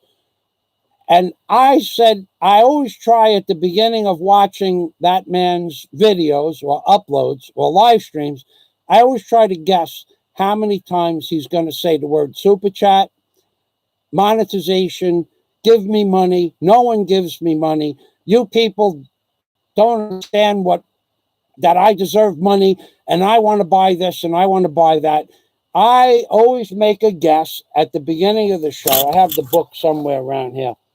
I always make a guess at the beginning of the show, and here's what I do. I take a number. I'm going to show you how I do it. I take a number. An arbitrary number. Where's my pen? Hold on a minute. Here it is, over here. I take an arbitrary number, and I put it on a piece of paper. This is a little game I play. Last week, I won the YouTube Lotto.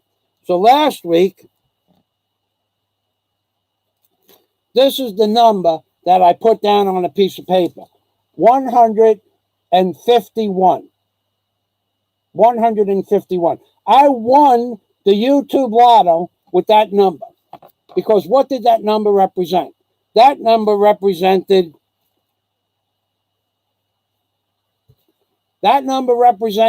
how many of these was going to be on this, what I call a man, but some people might have a different opinion. See those little marks there? 1, 2, 3, 4, 5, right? So I took a big sheet of paper that actually somewhere disappeared in this.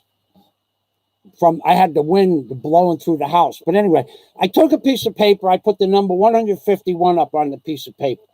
All right, so and now during the course of the 2 hour and 7 minute worthless, completely useless when it came to information or even comedic value, I listened to this live stream and or upload.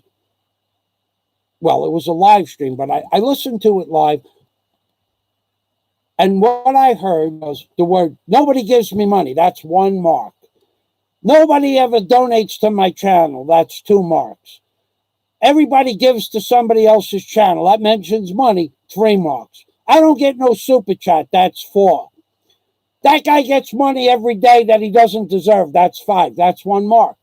Well, my guess at the beginning was 151 times this man, and I use that word loosely, will say the word Super Chat and or money on his show. So when at the end of his show, I counted all the marks that I made on the piece of paper with a pen. And it was 151. And that's how I won the YouTube Lotto. But my point being, here's my point, that there is a man so jealous of every other blogger on YouTube that he mentions Super Chat 151 times, or nobody gives me money, or I'm not going to talk to you unless you don't super chat me in, or you're a fence jumper. You jumped the fence. Why would he care if somebody went to another person's channel and enjoyed the content? Why? Because Lugan Pagan-Ponce answered his own question. Black souls. They have nothing to contribute to society except negative things of a negative connotation. So, to answer Louis Pagan-Ponce's question, yes, I believe that there are dark entities that can take over a person's soul and create a black heart. I believe it's possible. And I believe it happens. And I believe there are people on YouTube that have black hearts. I believe there are people on YouTube that have been so possessed by spirits of a negative connotation that they don't understand what kindness and an act of altruism actually is. I believe there are people that are unable to see the humor in Jack Thompson switching channels, going from one troll channel to another worthless channel, and then coming here and talking to me like he's my friend. And then on both of those channels, Jack Thompson gets abused for being a fence jumper, saying that Michael Fazio was going to be mad that Jack Thompson went to this channel and that channel. And then the channel, the freaking channels that are the commenters that are telling me Jack Thompson is on another person's channel is a troll channel made by one of the troll channels that Jack Thompson is on. Why would I care? So yeah, I believe that a person's soul can be taken over by the dark side. Do you think Star Wars and the dark side is all fictitious? It's about the dark side of Darth Vader's soul. It's not fictitious. It's a story of what can actually happen. Do you remember the movie The Exorcist, where the girl had to be exorcised in order to remove the black spirit from her soul? These are real things. These are things they don't want you to really believe in, so they make a movie out of it and blah, blah, blah. But these are real possibilities. So yes, Louis Pagan-Ponce, I believe a black soul is possible.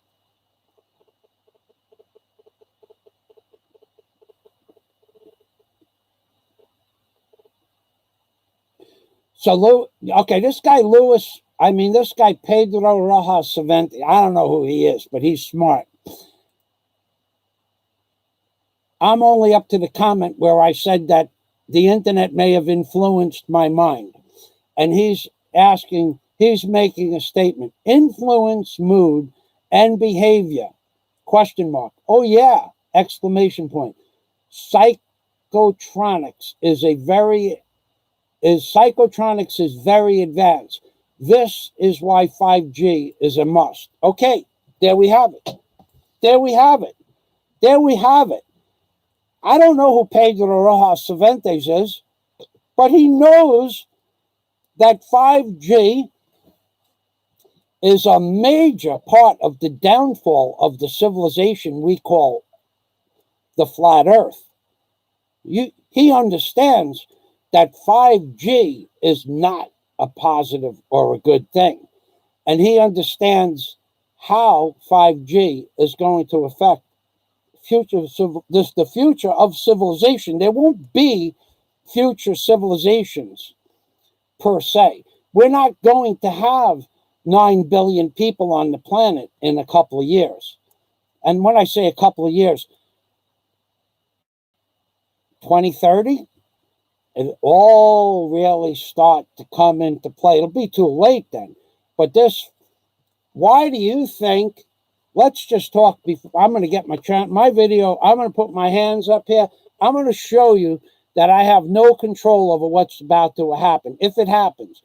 Why do you think that the manufacturers of the 5G network towers and or radar towers that project 5G are based mostly in Israel. Why do you think that Israel is the manufacturer of most of our 5G towers? That's one question. Second question, why do you think that Trump, whose son-in-law is friends with Benjamin Yahoo guy, Benny the Yahoo guy, why do you think that Trump is pushing 5G towers? Why? Why do you think this is happening? Why do you think that why do you think that there's a guy named Bart? I'll say his name. I don't know what's going to happen. Bart Sabrell. The same guy that doesn't believe we went to that other rock supposedly circling the sun. That guy, why do you think he made a video just yesterday or the day before about 5G towers and how birds fall out of the sky when they're near the towers? Why do you think he made that video? They're putting towers every 50 meters. You people are so stupid to believe that this is a good thing because your internet works better. It's radiation, the same radiation that will kill you from if you stuck your head in a microwave. Birds are falling out of the sky near these towers. And you people believe this is a good thing because you get better internet. I complain about the internet all the time, but not so much lately when I realize if they start putting 5G towers every 50 meters, reduce our age spans or our lifespans. Why do you think that Trump is all for putting 5G towers all over the world in America, and Israel is the manufacturer of these towers, but Israel has zero, nothing, no 5G towers in their public places? Why? Why do you think this? Are you people not able to comprehend what's going on? Israel knows the potential of a 5G network. It knows the devastation that it will cause on a radiation aspect of reality. It knows this. That's why it doesn't put those 5G towers in its own community. And why do you think Trump is pushing it? It is all part of a global agenda.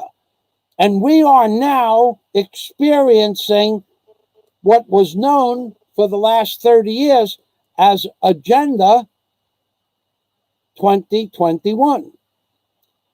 Read about Agenda 2021. Read what it says is going. And then, if you really want to get sick, read what it says is going to happen in 2030, Agenda 2030. And now they have a new one. They have a new one, Agenda 2050, where there won't be anybody that's born today won't be around. It'll be like that movie where you could live to be 30 years old and then you're terminated. You think that's a joke? That's them prepping you for the future, you stupid people. I'm going to put my hands down. I guess they're allowing this to go on. Okay, Warren says Louis Paganpont's well said, and Louis asked, is the person on the outside talking, or is it the entity, the dark side or the force on the inside of the person talking? And Warren just says, Louis Paganpont's well said. John Escape, Scott, be safe out there. Pedro Rojas Cervantes, hello, LaRue. LaRue, hello, Warren, friend. Okay, Warren, John Escape, hello. John Escape, hello, Warren. Warren, I'm going back into the ICU now, but should be out in 3 hours. I will see you then, Warren. I need water. I need some water. Just give me, I'll be back in 15 seconds, baby. 1, 2, 3, 4, 5, 6, 7, 8, 9, 10, 11, 12, 13, 14, 15. And why do I know how to count how long it's going to take me to do certain things? Because I'm a jet mechanic, and I used to have time studies done on my work projects. And I used to have people standing over me with a stopwatch when I was building the A-10A for 10 hours a day, 6 days a week for a month. They did a time study on Michael Fazio and Thomas Jaskowski. So after that, I always got used to counting how long it takes me to do certain things.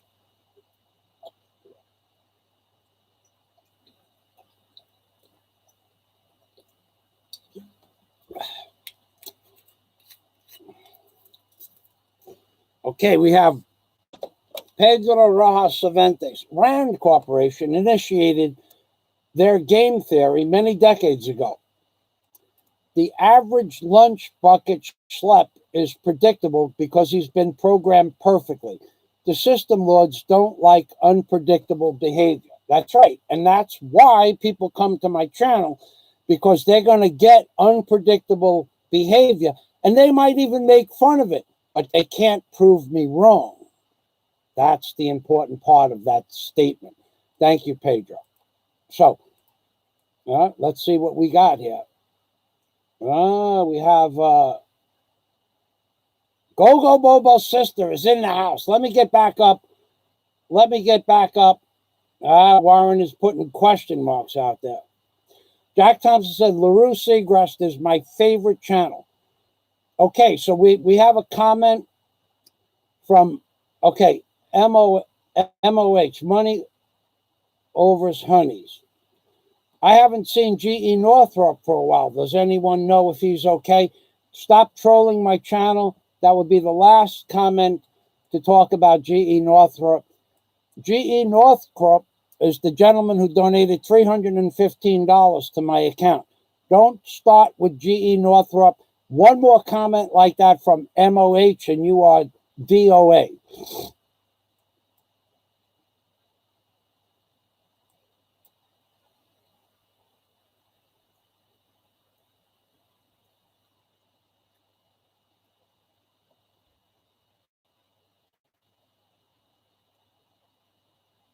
Darwin and Sobs Travels, welcome to the machine.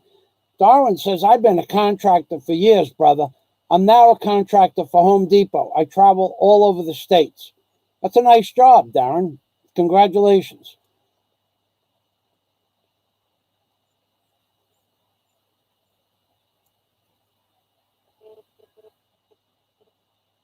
I don't know who you're talking about, Two Bears. I'm not going to talk about other bloggers per se by whether they have a bald head. They have a black heart, and they feel that they have a black heart. They know they have a black heart, and everybody knows they have a black heart. Well, then they have a black heart, but I won't mention people by description. John Escape says, we are a solid community, not fake news and BS. Thank you. That's true. And all of us talk to each other via Skype and or emails. I give everybody each other's email that allows it to be given out, and we all communicate with each other. For instance, one super chat provider for my channel that didn't give me 1 penny gave me $1,000 in medical advice. Now, I won't mention his name, but that man, if I had to go to a doctor on multiple occasions and find out how to cure the welding, in fact, the infections I got from the welding rod I used from China, if I had to go to a doctor and pay a specialist to take samples and stuff like that from one particular doctor, he gave me $1,000 worth of super chat. Now, I will say that his advice was more than anything I got from 3 different hospitals I went to in the Philippines. But you know what? None of those doctors knew that what was wrong with why my leg and foot was infected.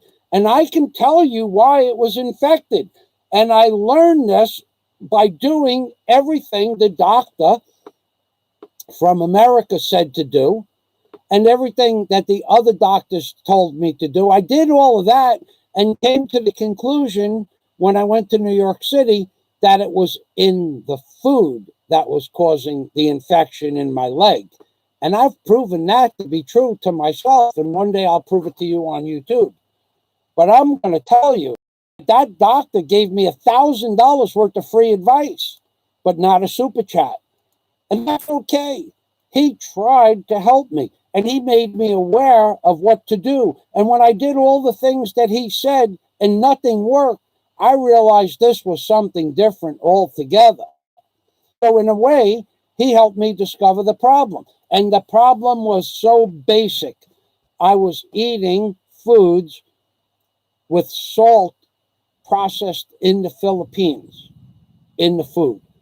I can go get the salt shaker right now. I can go get the salt shaker and show you my ankle is 10 and a half or 10 and 3/4 of an inch. I can go get the salt shaker and put X amount of salt in a teaspoon, eat that salt, and 20 minutes later, my ankle will be 12 and a half to 13 inches. My ankles will swell up 2 inches during the course of a 1 hour live stream. I could take a tablespoon of soy sauce and the same thing will happen. One day, I'm going to do a long walk before a live stream, and I'm going to go, and my ankles will be down to 10 and a half to 10 and 3/4 of an inch. And I'm going to take a tablespoon of soy sauce, and I'm going to take a tablespoon of salt. And I'm going to eat both of them and drink a little bit of water after that. And I'm going to hold my hands up like this. And you're not going to see me consume another thing.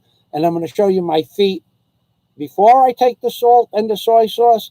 And then I'm going to show you my feet after, an hour later. And here's what's going to happen.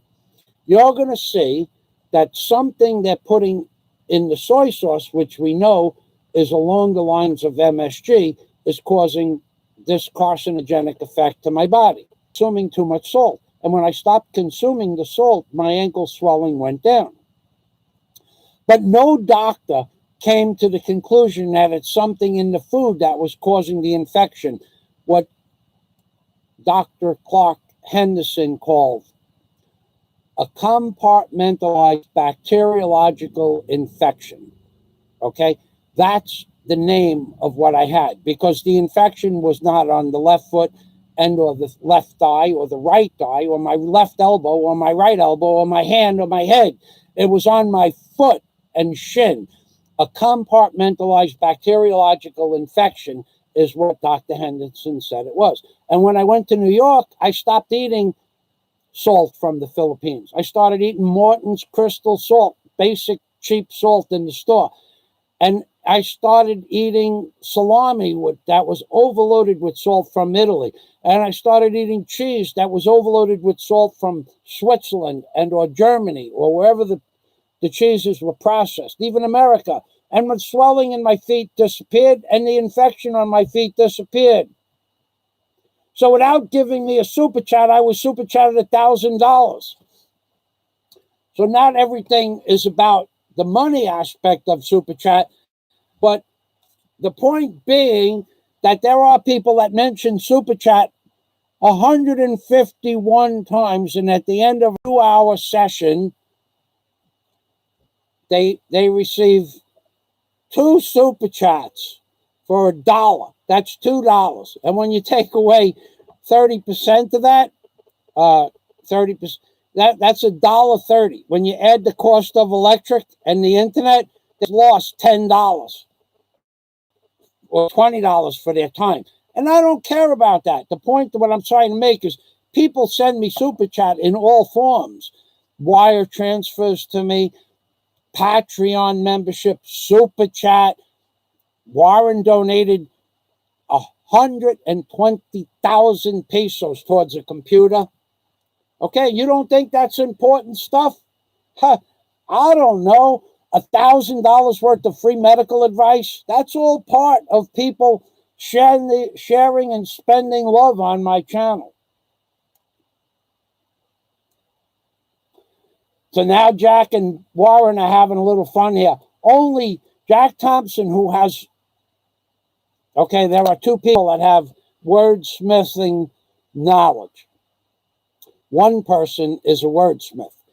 Scott Del Fuego is a wordsmith because he has mastered the English language. Jack Thompson has mastered the English language but doesn't do wordsmithing. But those 2 people have equal knowledge of the beautiful language we call English. And Jack Thompson says only one man created the word spood, SPOODVED, spood. Spood. That there is no such word. I mean, creating is a good thing, but when you believe that your creations are real and not fantasy, that's the bad part of the creative act. So Jack Thompson said, somebody says the word spood, no name mentioned, and Warren is going, who is it? Who is it? Who is it? Who is it? Question mark, question mark, question mark, question mark.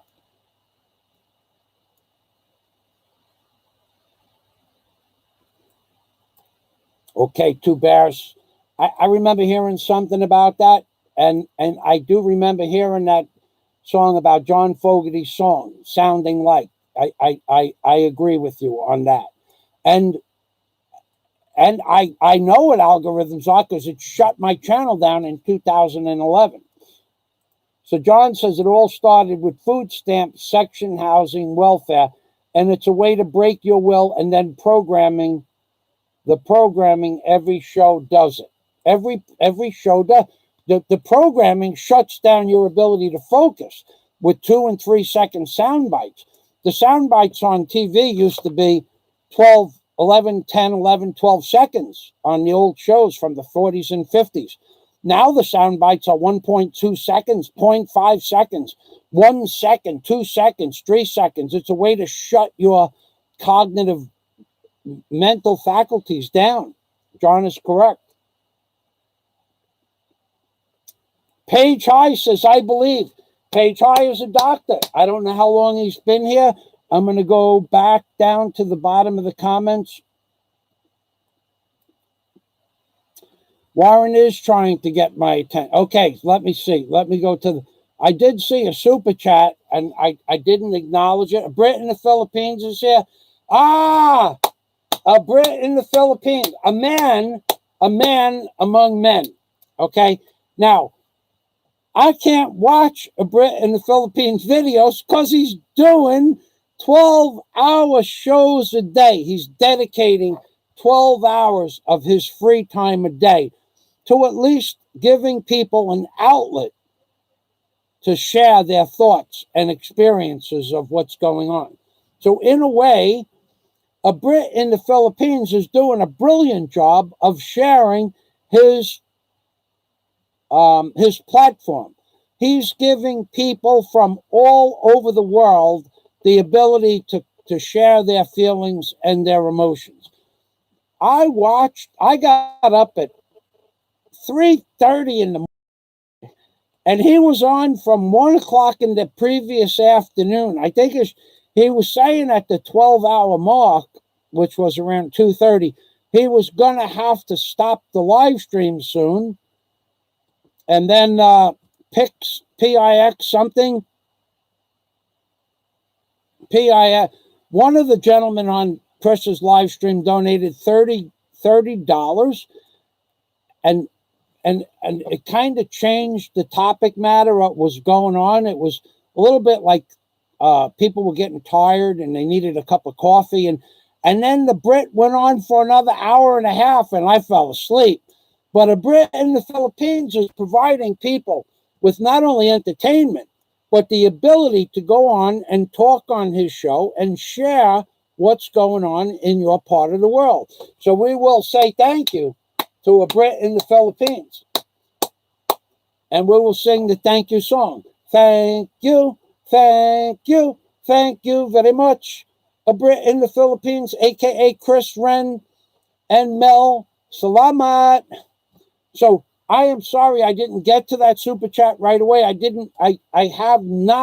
can't get to the bottom of the comments. It's like a Brit in the Philippines comment day here. I'm getting hundreds of comments.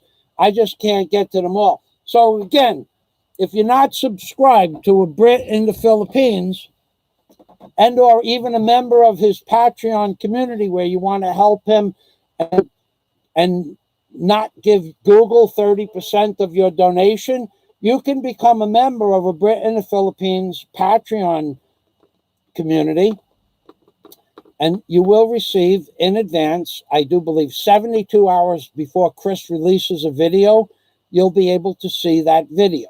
Now, if that's important to you or not important to you, and you just want to help Chris, then become a member of his Patreon community. It's just that simple. And if it's not important to you to get a video, I can tell you that of the Patreon members that I have, less than half of them watch the videos I post to Patreon. Less than half. Typically, any one video will just get X amount of views. And that means that sometimes people are going back to the same video 2 or 3 times to watch like a 2-hour video or 1-hour video. So I can tell you that 90% of my subscribers on my Patreon community don't even watch my videos. So to become a member of a Brit in the Philippines Patreon community to help him support his channel and his lifestyle is something that you can do. And in return, he will give you a lot more than I give you. He'll give you a platform to go on and talk about your experiences in life.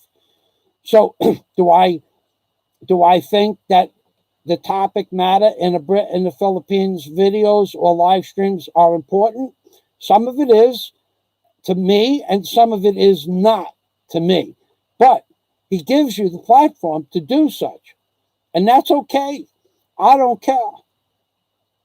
I don't mind one bit that he allows people to talk about things that I'm not interested in. I don't mind that he allows people to talk about things that I will never be interested in. He's giving people the opportunity in today's world and times to talk about stuff that they are interested in.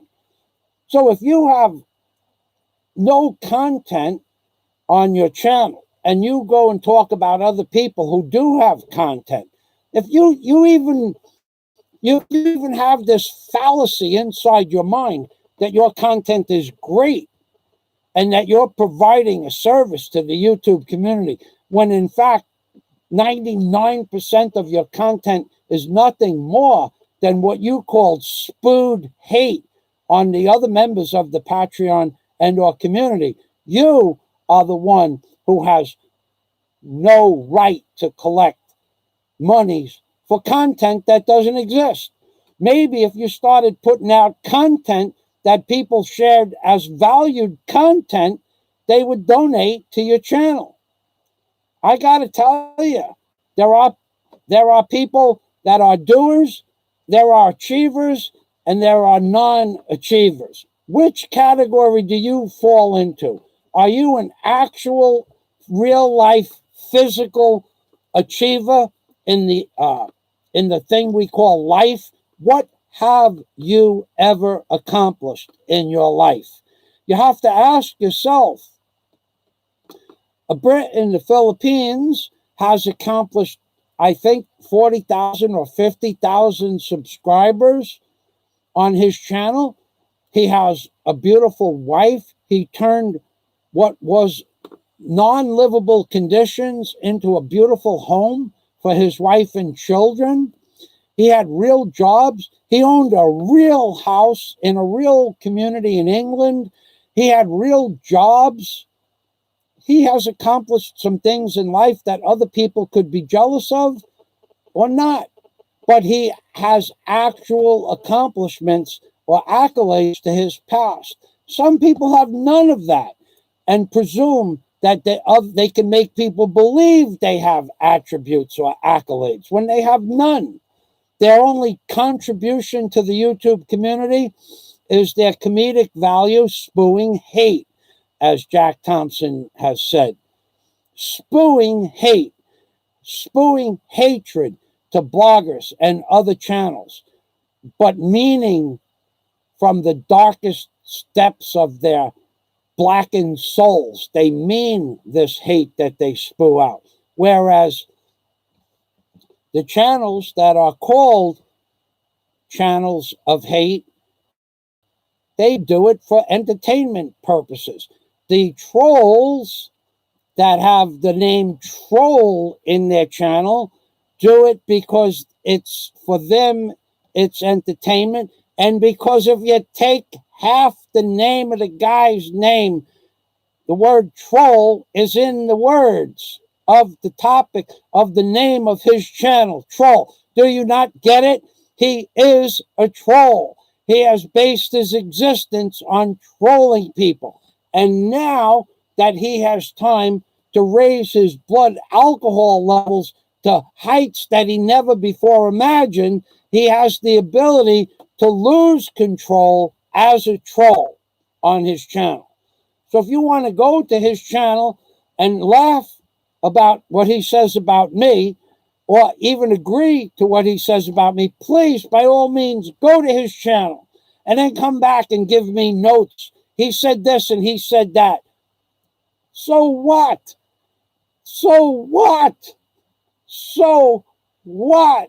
How does his trolling interfere with what I'm about to do when this live stream ends? It has no ability to control. And that guy knows better. Now, so he either is trolling me, which I believe is the case, in order to get people to subscribe to his channel. Go over to his channel and subscribe. I don't care. Or he's trolling me because his blood alcohol level has surpassed his ability to comprehend reality. I don't know where the two meet or clash, and I don't care. Let me go back up to the comments. Thank you, Chris.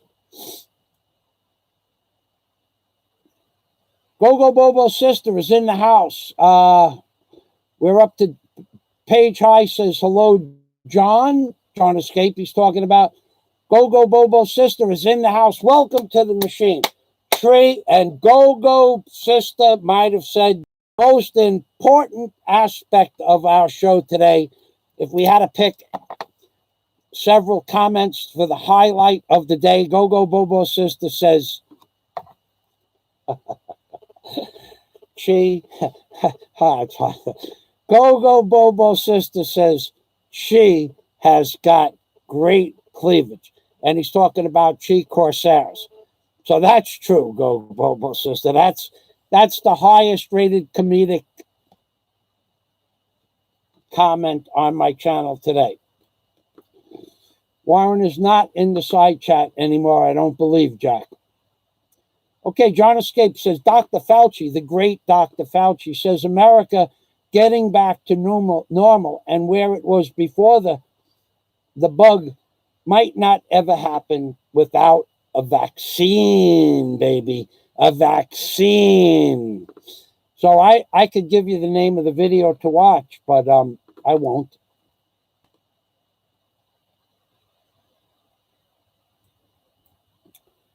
Yeah, Jack, okay. So there is a guy that said that chemical that you said in your comment is the solution. He is also a combat veteran of Vietnam, and he is also a doctor. And he said that exact chemical, when he got sick, cured him in 10 days. And that chemical has been being used for this type of symptom for 25 years. And then this fraud that works for Trump, Fauci, says this chemical hasn't been proven. You're right about that. Go Bobo's sister said, I donated and he blocked me. Yeah, he does that if you don't donate enough. But you may have been blocked because you come to my channel. You must not be paying attention to his rules. You can't go to my channel and donate and then go back to his channel and comment or donate because he blocks you. Because there is a deep psychological problem on some people, in some people's heads, that do you know that if Jack Thompson decided to go to another person's channel and donate, and someone came back here and told me, Jack Thompson donate, and what is that supposed? Why would I care? Why would I care? Why would anybody care? Only someone with a deep-rooted psychological problem would care that Jack Thompson donates to me and then donates to another channel. Oh, Fazio's protege, Jack Thompson, he's on my channel. Wait till Fazio hears that his protege is on my channel. He's going to block Jack Thompson. gives me and Jack something to laugh about, I'll tell you that. Go, go, Bobo sister, welcome to the machine.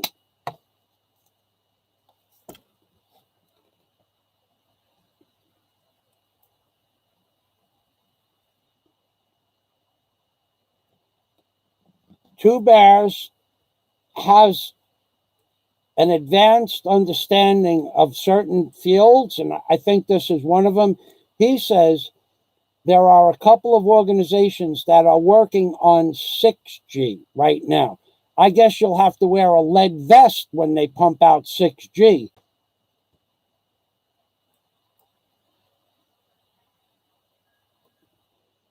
Jack Thompson is talking about a black heart channel. He says, to a man that only owns a hammer, eventually everything looks like a nail. So the mere mention of certain agendas will get your live stream taken down. Anise water, baby, and it is. It is anise. I started, well, this is anise water, but I'm making 1.5 and 2 gallon containers of anise water, some of which I'm putting anise back in the bottle for just an added, more of a comedic shot on YouTube that there's black things floating around in my water. And that reminds me, I'll have a little bit of anise.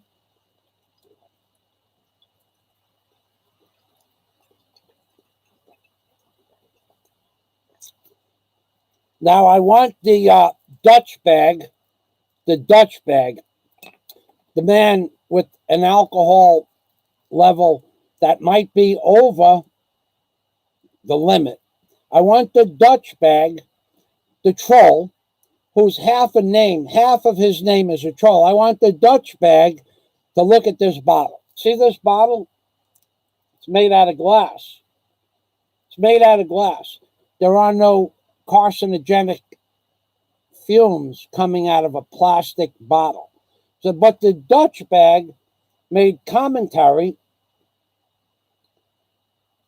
that I got sent to my comment section that I'm drinking out of old bottles or something.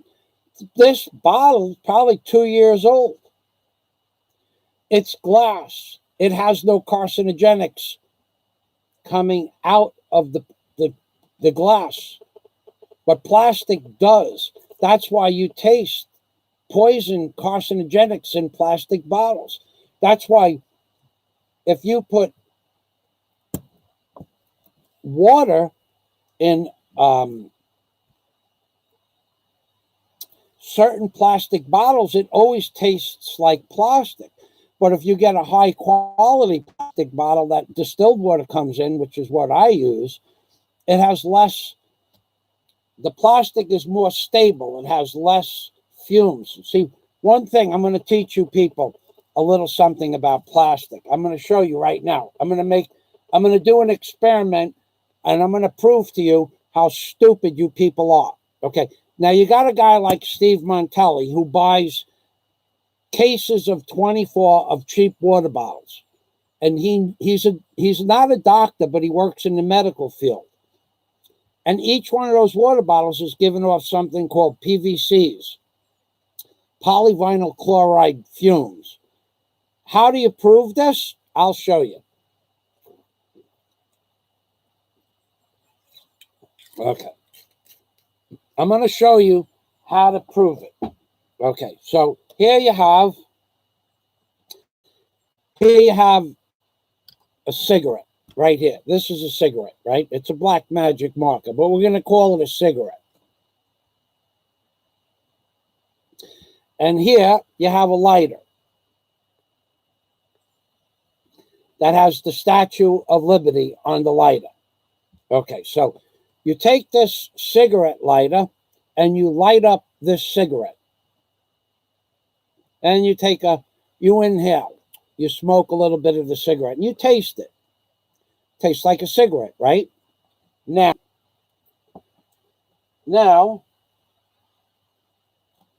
you take this piece of plastic here,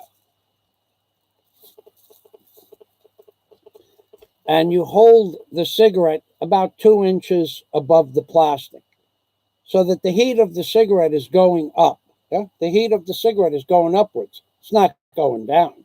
It's not generating enough heat to make the plastic below hot. It's not doing that. So you hold the same cigarette up about 2.5 inches above the plastic and you inhale.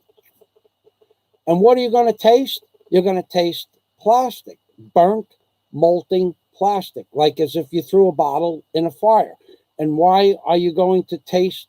Why is your cigarette going to taste like plastic? Because this piece of plastic right here is constantly releasing fumes and carcinogenic chemicals from the oil-based product that it was made out of, similar to the fumes of gasoline. That's the truth. Now, I dare anybody out there to do this experiment. Take your cigarette, smoke your cigarette, take your cigarette, smoke your cigarette, and then take it and put it just above this piece of a plastic saran wrap, plastic bottle, cigarette. Take it and put it above the pack of cigarettes that you just took the cigarette out of. Put it about 1.5 to 2 inches above and take it, wait a few seconds, and then take a drag. And it's going to taste like plastic because plastic constantly is evaporating. Now, eventually, like a plastic container on the beach that has become hard and crumbled, eventually, what made the plastic elastic dry up out of the plastic, and only the hardened shell, like an eggshell of the plastic, remains. That's going to happen to this piece of plastic eventually. But in the meantime, it's going to constantly give off fumes that nobody understands even exist. So this plastic that is going to give off the fumes, that is constantly giving off fumes, is constantly giving off a carcinogenic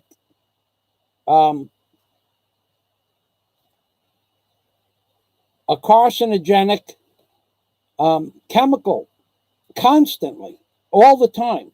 So when you take that cigarette and go ahead and do it. Take your cigarette and put it over a plastic bag. Take a drag. And it's going to taste like plastic. Well, that's why and how the United States government and the governments of the world are dumbing down the people by making you drink out of water bottles where there's a constant flow of carcinogenics in the water bottles. So what we had yesterday, or 2 days ago, whenever the comment was made, was we had a man whose alcohol level exceeded his ability to have common sense and made fun of my old glass bottles that I drink of so the carcinogenics don't go into my system. What we had was a man who was trolling you people because he only has 100 subscribers. What we had is a man who is either consuming too much alcohol and losing his cognitive ability, or is doing it to troll you, to get you to go to his channel so you could listen to his nonsense, because that's his idea of entertainment. But what we have is somebody that was mistaken as to why I'm drinking out of a glass bottle. We are drinking out of a glass bottle because the carcinogenics and the fact that I do not refill cheap water bottles.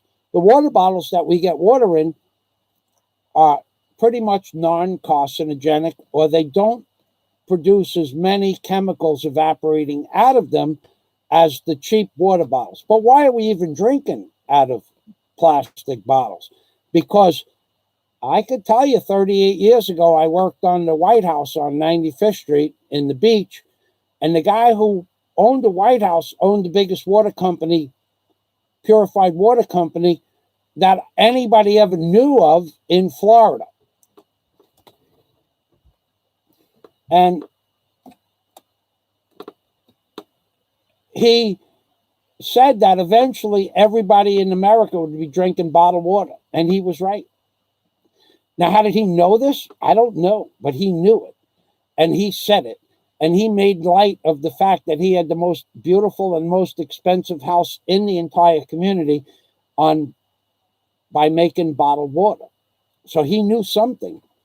And his last name ended in a vowel. He was right about plastic. He said eventually everybody will be drinking out of plastic bottles. So he actually manufactured water in plastic bottles. You people are stone stupid, man. You can't see the forest through the trees.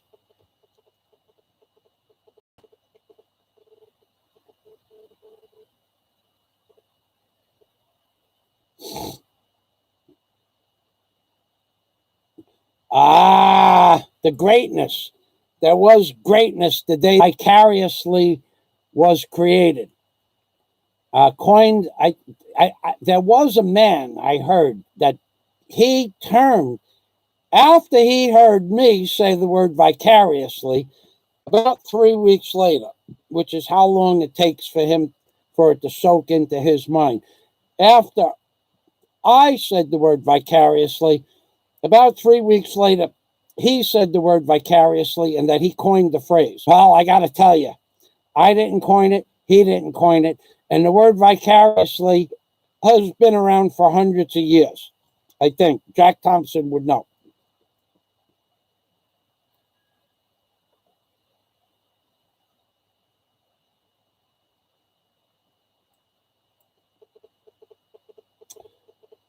Yep. I don't know anything about that, Two Bears. Two Bears are saying there was a fire.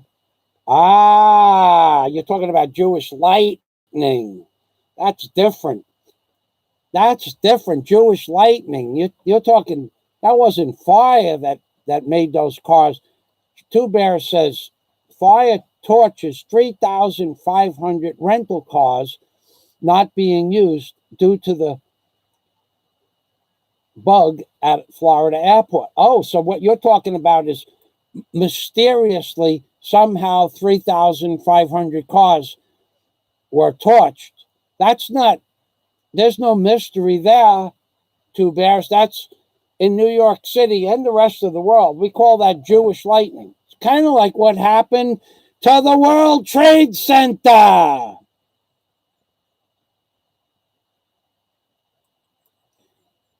That's right, Jack.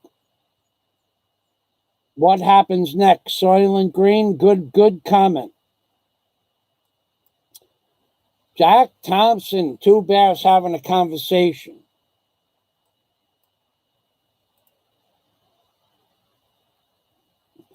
Two Bears knows what's happening on other live streams.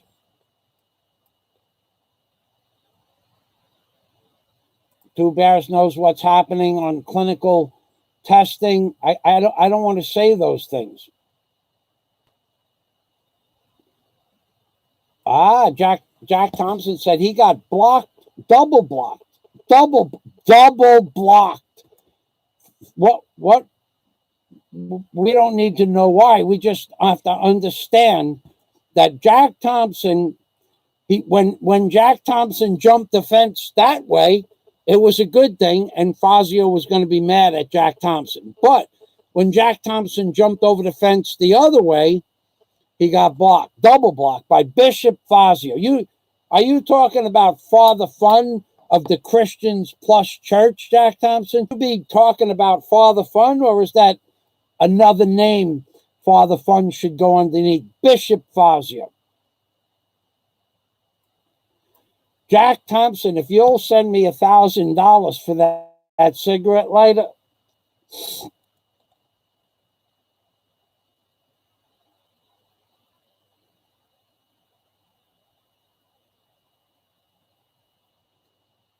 that's a pretty cool cigarette lighter. I got to tell you, this is actually from, this cigarette lighter came from a collection of what was called Operation Sal in 1976.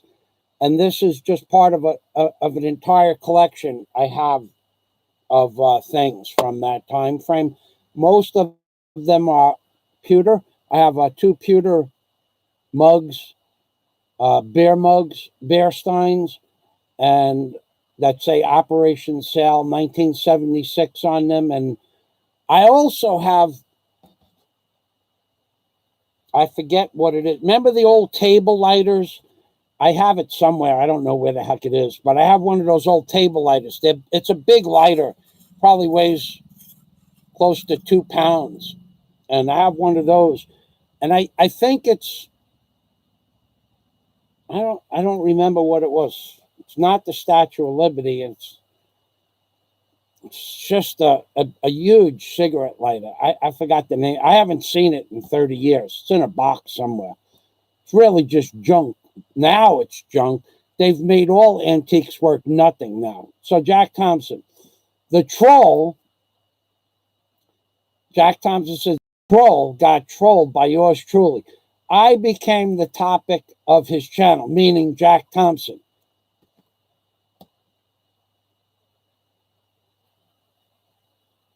All right, I'm gonna get ready to go. I got somebody outside waiting for me.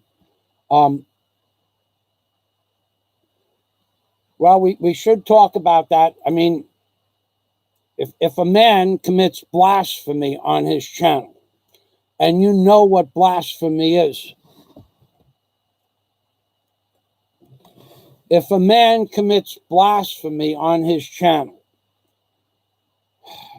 all right, I'm going to show you what blasphemy is and what blasphemy is not, and then I'm going to end this live stream. It's not going to go over 3 hours, but Jack Thompson brought up a vital aspect of blasphemy and the Church of Christians Plus. We will not have blasphemy in the church. We will not allow people to blasphemize. Is that a word? We will not allow blasphemy. I don't think blasphemize is a word. The idiot got me going now. So we will not allow blasphemy in my. So let me show you what blasphemy is and what blasphemy is not as the last truth that I'm going to share with you on my channel today. So first, I have to get the pot. The pot's right here.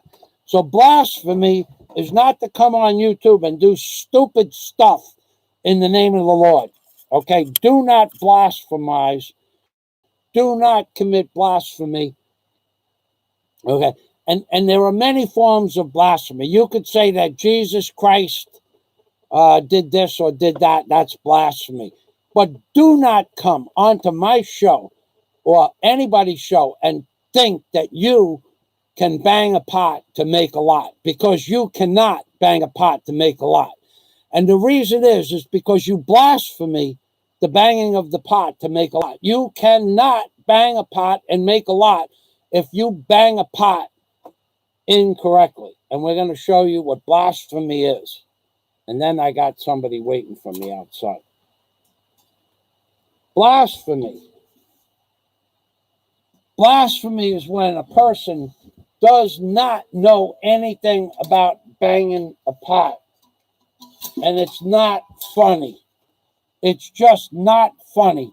When a guy out there blaspheming, committing blasphemy on how to, this guy thinks that he can bang a pot with an ear of corn, which is not blasphemy in and of itself. But blasphemy is banging a pot with an ear of corn without butter. That is true blasphemy.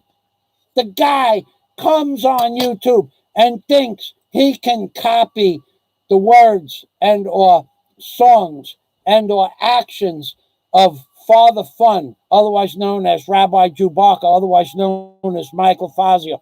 This guy comes on YouTube and thinks he can bang a pot and earn money. He cannot earn money by banging a pot. He will never know how to bang a pot. If he hasn't learned how to bang a pot, he will never make a lot by banging a pot. Now, I don't want anybody to send me money. This is a freebie. I want you to understand that there is just but a few different proper methods to bang a pot. And that guy banging a pot with an ear of corn, but an ear of corn with no butter, that's blasphemy. Who in their right mind even picks up an ear of corn without butter on it? This is how you bang a pot. If you don't have a spatula, you can use an ear of corn, but it has to have butter. Any other aspect, methodology, or form of corn without butter is worthless. Just like the channel that thinks they can put a pot on, anybody can just get a pot and bang a pot and make a lot. You can't bang a pot and make a lot. You have nothing to offer. Therefore, your pot reveals nothing in the way of super chat. Banging a pot requires no skill at all. It just requires a sense of humor, which you have none of that. So anytime you bang a pot, people realize that you are banging a pot to be malicious. You cannot bang a pot with a malicious blackened heart. You have to bang a pot with love, like this. Watch this. Thank you. Thank you. Thank you very much. Can you feel the love? Can you feel the love? You need to bang a pot and make a lot, but you got to share the love. And talking about love, LaRue Segrest is still here, baby. Still in the house. Jack Thompson loves LaRue. LaRue loves Jack. I like LaRue's channel, but I don't get a lot of time to watch it.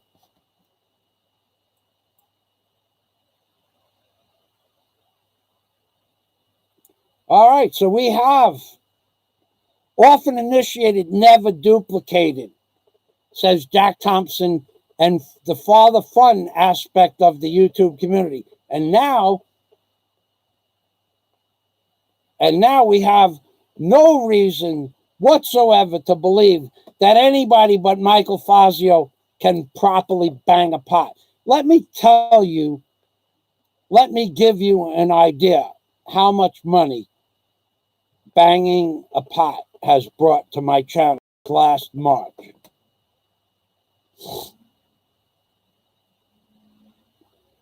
Without being able to physically go to specific videos, I would say that banging a pot has earned me about 100,000 pesos. But I would say that banging a pot has earned somewhere close to 100,000 pesos. But also, if you remember, in my house in New York, which you hear stories about, these lesser channels, lesser ability to comprehend reality, or in fact, blood alcohol levels that exceed their ability for cognitive thought processes, flushing the toilet in and of itself in the month of March and April brought me just over $1,500 or 75,000 pesos. There were people sending me $50 to flush a toilet, if you'll remember. Okay, $50 for just showing the toilet, the clean toilet in the video, and I pushed the little flush mechanism down. People were sending me $10 for a requisition to flush a toilet. $10. Please flush the toilet. I tell them, send me $10. I'll flush the toilet. And then within a few minutes, $30, $40, $50 would appear on my screen just to flush a toilet, because people love the idea that I had a toilet that I could flush and share and flush and share. Then, if you remember, when I incorporated banging a pot whilst sitting on a toilet, there was probably another $1,000 US. The month of March and April was a banner month. It was like $1,700 in change for those 2 months I went to New York. For two things: bang a pot, make a lot; flush the toilet, make a lot. Nobody else could accomplish such feats on YouTube. Nobody else will ever rise to the ability of flushing a toilet. A simple little flushing mechanism on an American standard toilet. Nobody will ever rise to the occasion like Michael Fazio. Nobody will ever provide you with entertainment like I have provided you with entertainment. Nobody will ever tell you about some of the things. So now, with that, I'm going to go up to I'm going to go find a video that I have on the top.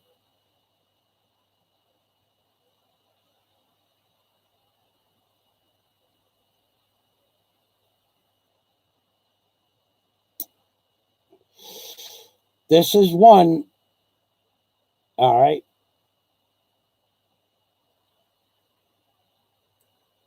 I'm gonna chance this.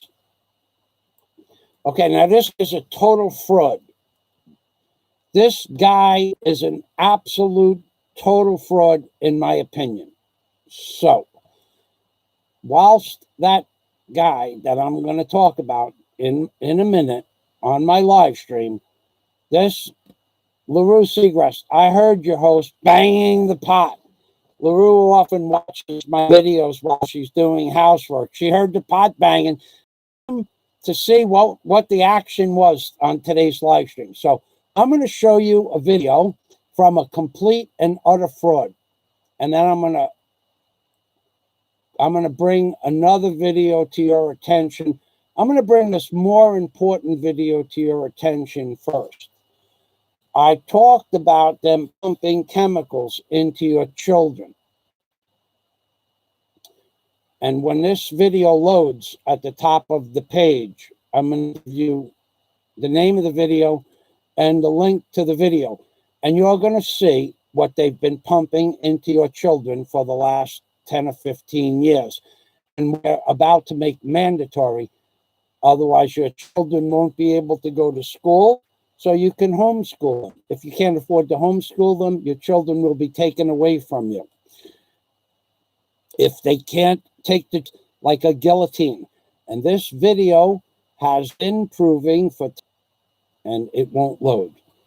But I'm going to go back to my live stream. I'll give it a moment to load. I will start saying goodbye. All right, here we go, baby. Here we go. Here we go. It still won't load, but it's playing music in the background. It's a tricky little fella. I have two videos that are playing music. This video, oh my God, look at this. Look what they did. This video was David Wilcox being exposed as a fraud. And what did YouTube do? What did the channel owner do? They made that video private. Why? Because they exposed David Wilcox as a fraud, an absolute, blatant, outright New World Order fraud. And they had music in the background, so it might have been made private for that. But either way, they took it off. Now I'm going to show you a video. So let's go. Let's stop the video. Let's get the link on there. Okay. This video, I don't know how I'm going to get this on my live stream, but I'm going to tell you the name.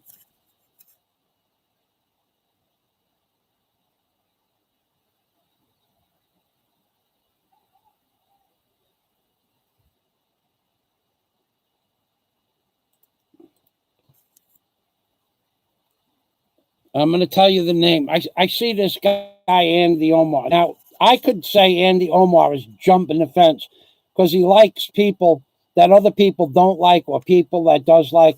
Now, I don't know a damn thing about this guy, Tim K. I've never watched 10 seconds of his video, and I never will. But I do know that Andy Omar does have from what people say, some ability to do research. So, but I could say that Andy Omar is jumping the fence from somebody else's channel, but I don't know why he's here, and I really don't care. I'll let him stay. I don't know anything about Tim K, and I refuse to say anything about something I don't know about. All I know is that this guy, Andy Omar, gave advice to somebody that went or would help him against me. So Andy Omar playing both sides of the fence on my channel is okay, but I don't know anything about Tim K, and you're not going to get me to say anything about Tim K. As far as other people and talking about other people, if you mention somebody's channel, I will go to your channel and block you. So don't do it. Don't make that mistake. And stop talking about exposing Tim K for VA fraud, because I don't know anything about that. So here is, again, the name of a video I suggest you go watch. Andy Omar does say on behalf of his research, I think he's serious about this. Yes, 5G is destroying brain cells. Oh, it's no doubt about it. No doubt about it. So just please don't mention anybody else's channel and everything will be good. So Tim K, here, Andy Omar, I'm going to speak directly to you. I don't know who Tim K is. I don't have the time to watch Tim K. I don't watch a lot of videos. I do know that you're supposed to be a good researcher. I've heard that, but I don't know that to be true or distrue. I don't know, or untrue. I don't know that. I do know that I heard you give advice to somebody, and the advice that you gave the person, I'm going to tell you, was actual factual truth that you gave that person. I got to tell you, that's exactly what happened. I heard you give advice to somebody on a live stream, and they did not pay attention.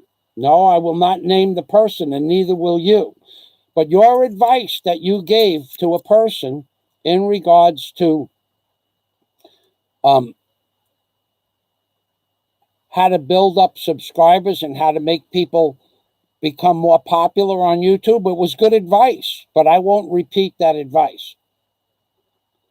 Yeah, well, I'm just giving you credit for giving out good advice. That's all I'm doing. I'm just giving you good credit for giving out good. Even though some of that advice goes against people like a guy named Tim K. I know nothing about Tim K. I'm not going to. And I hear this name, Tim K, all the time.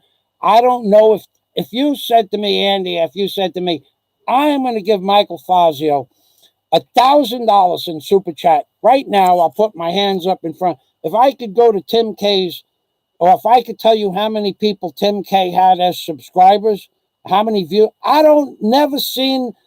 If you gave me 10 pictures of Tim K, I wouldn't know what he looks like. I don't care. But I've heard you tell people good advice. I've heard only good advice from people, even when it went against other people. The advice that you have given out is good advice. I will not say anything negative about you, even when the advice goes against another person or channel or even my channel. The advice was good. The advice may or may not have been taken. So Andy Omar is a researcher that works for, I guess, himself.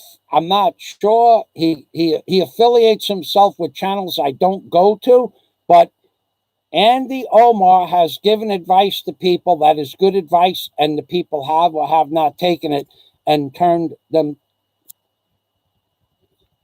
out to be either good or bad for those people. So you're welcome. So I don't know if you watch my videos or not watch my videos, but you know that 5G is not good for you. And on that, his research is 100%. There's no doubt that the research done on 5G. Now, the channel that I just posted about silent epidemic, the silent epidemic of vaccines, okay?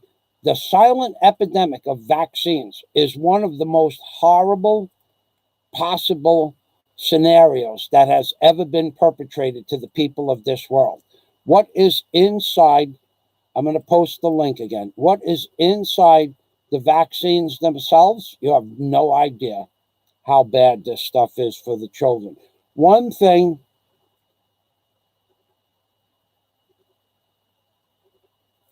I'm going to post the video. We'll go back to Andy Omar in a moment.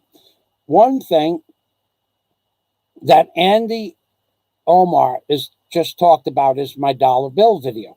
Well, if Andy Omar, and he is, I'm not saying if, he is a researcher. All he has to do is take the dollar bill out of his pocket and see that what I say about the dollar bill is true. Now, I don't know if Andy Omar is here trolling me to become my friend, or he really sees that there is merit in my dollar bill videos. Doesn't matter to me. Doesn't make a difference to me. What I say about the dollar bill is true. What I said about the vaccination is true.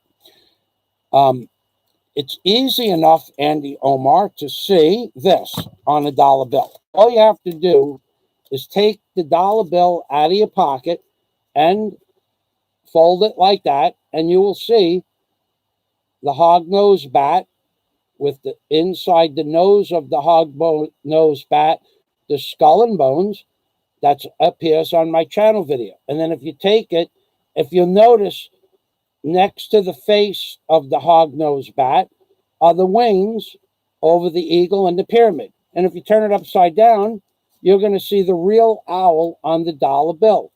That's a great horned owl. So it's not hard to prove what I say is true on the dollar bill. And yet my video on the skull and bones or the owl on the dollar bill, they get a maximum of 100 views, 130 views, 2,000 views in one case. Should have 2 million, 20 million views. You get some worth, but anyway, Andy Omar, thank you for stopping by. Thank you for not mentioning anybody's channel. And thank you for confirming that 5G is not a good thing for society. If you have anything else to say, I'd like to hear it about the 5G. I will tell you that Andy Omar, I even think that Andy Omar was sequestered or asked to find out dirt on Michael Fazio, at which point I told him or replied that you're welcome to look for dirt on Michael Fazio. There just isn't anything that you will find, for two reasons, just so that you know why you won't find any real dirt on Michael Fazio. You won't find any dirt on Michael Fazio because nothing I ever did in real life that maybe somebody could have negative thoughts about is made known or has ever been made known. But then on the flip side of that, nothing that I've ever done in my life I would be embarrassed about. So if you find something from somebody somewhere that says something about Michael Fazio and you want to post it on your channel, knock yourself out. I don't care. I could care less. But you're going to search and you're going to search and you're going to search. And what you're going to find out from my friends, they're going to say that guy was the hardest working man in the neighborhood. He started with nothing. He started with 2 or 3 men and built his business up to 25 people. He started with working with a hammer and nails, and he ended up owning barges and cranes and backhoes and tugboats and pile drivers. That's what they're going to tell you. They're not going to tell you that Michael Fazio was an alcoholic, because I never was an alcoholic. They're not going to say, you're not going to find out one piece of dirt. So any dirt that you find out is manufactured. And the people that knew me directly my entire life, they respect me enough for my accomplishments not to give you any negative thing about me because, first of all, it wouldn't be true. Second of all, it wouldn't be provable. And third of all, it wouldn't be true. So let me see what Andy Omar has to say.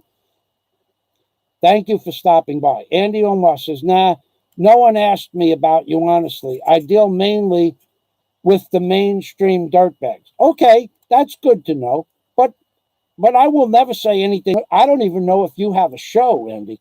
If you have a show and you want to pass the link along for your show, by all means, pass it on. I will I will I will allow you to give the name of your channel or the link, and I will okay the link for your channel because you are one of an actual few true researchers that do actual research on YouTube. That I will say about Andy Omar. Now, if you ask me, have I ever gone to Andy Omar's channel? I will tell you no. I never have been. I don't watch a lot of stuff that people think I watch. But I will tell you that whenever I've heard Andy Omar speak, even when he was giving advice that wasn't helpful to me, his advice was factual and actual advice. And then I'm going to say one step further, the person or people or channels he gave the advice to did not take his advice, which is up to them, of course. But of the people that I've heard are true researchers, now I have never gone on another person's Facebook page, or I don't know how to research a person's background. But Andy Omar apparently has this ability. So I'm telling you that if he wants to post the name of his channel and you want to go see some of the work that he's done, if he even has a channel, I don't know. I have never been there. I'm telling you that man, Andy Omar, has knowledge of the law and knowledge of certain people on YouTube that I would consider noteworthy that I've heard on live streams. The advice that he gave out would be the advice that you should take, but did not take, or those people or the channel owners did not take. So he knows what I'm talking about, and he's kind enough not to mention anybody's name or channel. But I will tell you that what I heard Andy Omar say was actual positive encouragement to do or not to do certain things, and the advice was completely overlooked, like it didn't exist. And the person just continued with the nonsense on YouTube. So we call that something about something falling on deaf ears. I forgot the term. So thanks for stopping by, Andy. It was a nice way to end my live stream. I want to say thank you to Jack Philippines, Omar, Lori Coordination this show. Thank you. John Escape, of course, Jack Go Bobo's sister, one of my favorite channel icons. I don't know, Page High, Dr. Page High. A doctor is in the house. And we had Scott Del Fuego, the wordsmith. Thank you for stopping by, Scott Del Fuego. And there were several other people.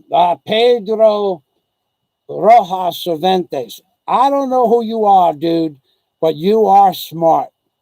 Your comments are right up there in commentaries that I would not only concur with, but I believe, okay, all of what you said.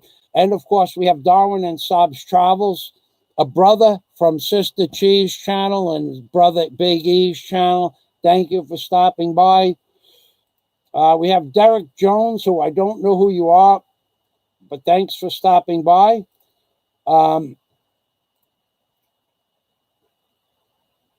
If you don't have content on your channel, it doesn't mean I don't like you. I just don't have time to address every one of the comments that you have.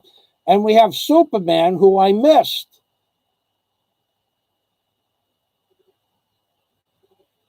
Superman, who I did not see this super chat. I missed it. I apologize, Superman. So we have to take the hat off to Superman, and we have to sing the thank you song. And for this, you're going to get a free pot banging session. So we have thank you very much, Superman. Salamat. So now we're going to bang the pot for Superman. And we might as well give it a super. And I want to tell you something. If you notice, I sat here for 3 hours and 11 minutes. What an interesting number that is, huh? I sat here for 3 hours and 11 minutes. I didn't have to go to the bathroom and relieve myself because my body is under control with my mind. I didn't have to go outside and smoke a cigarette because I can control my needs, wants, and desires. I didn't have to do any of those things because I have the ability to control what my mind wants. So we're going to sing Superman. We're going to bang a pot. We're going to bang a pot a lot. Thank you, Superman. Thank you, Superman. Thank you, Superman. Thank you, thank you, thank you, thank you, thank you, thank you. Thank you, thank you, thank you very much, Superman.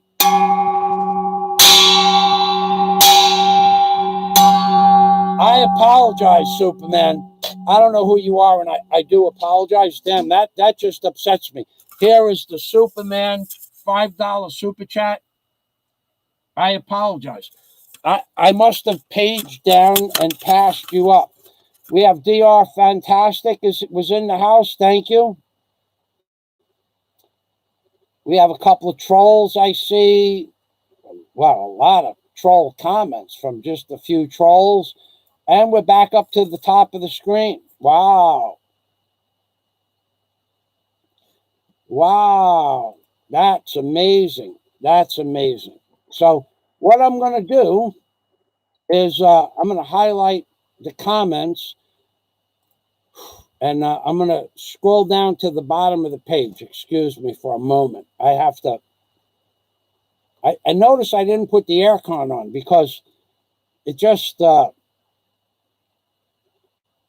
I have the ability to deal with the heat. I just made up my mind this morning. I wouldn't put the air conditioner on. Now I'm going to hear stories that I can't pay the electric bill. Believe me, my electric bill is paid months in advance. But who cares what you think?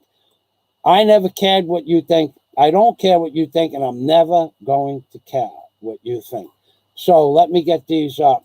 Let me just get one thing done here from my live stream. La la la. I didn't even get to the $5 super chats for information on construction building. I apologize. That is my fault. Let me go back to the live stream, and if I remember correctly, Andy Omar was the last commenter.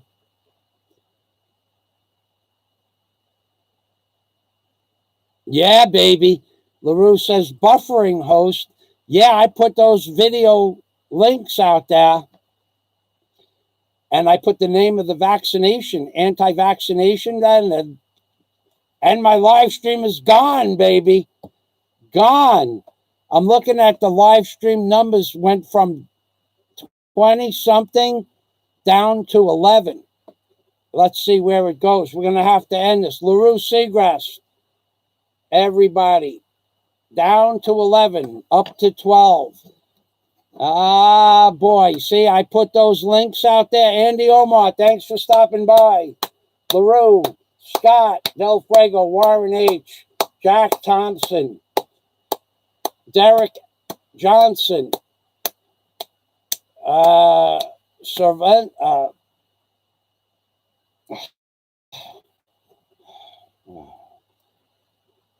what's his name? The Cervantes Rojas character. A Brit in the Philippines. Page High.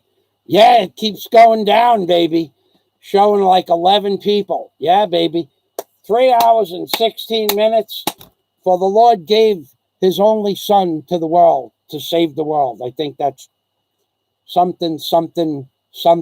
I got to get back into my Bible. You know that, and I know that, and we know that, to get Jack Thompson going. I'm being permy, everybody. Thumbs up. Take care. God bless. God bless you all. God bless you all. In the name of the Lord. In the name of the Lord. In the name of the Lord. God bless you all. Humping Permy. Humping Permy. I can't even end my live stream. There we go.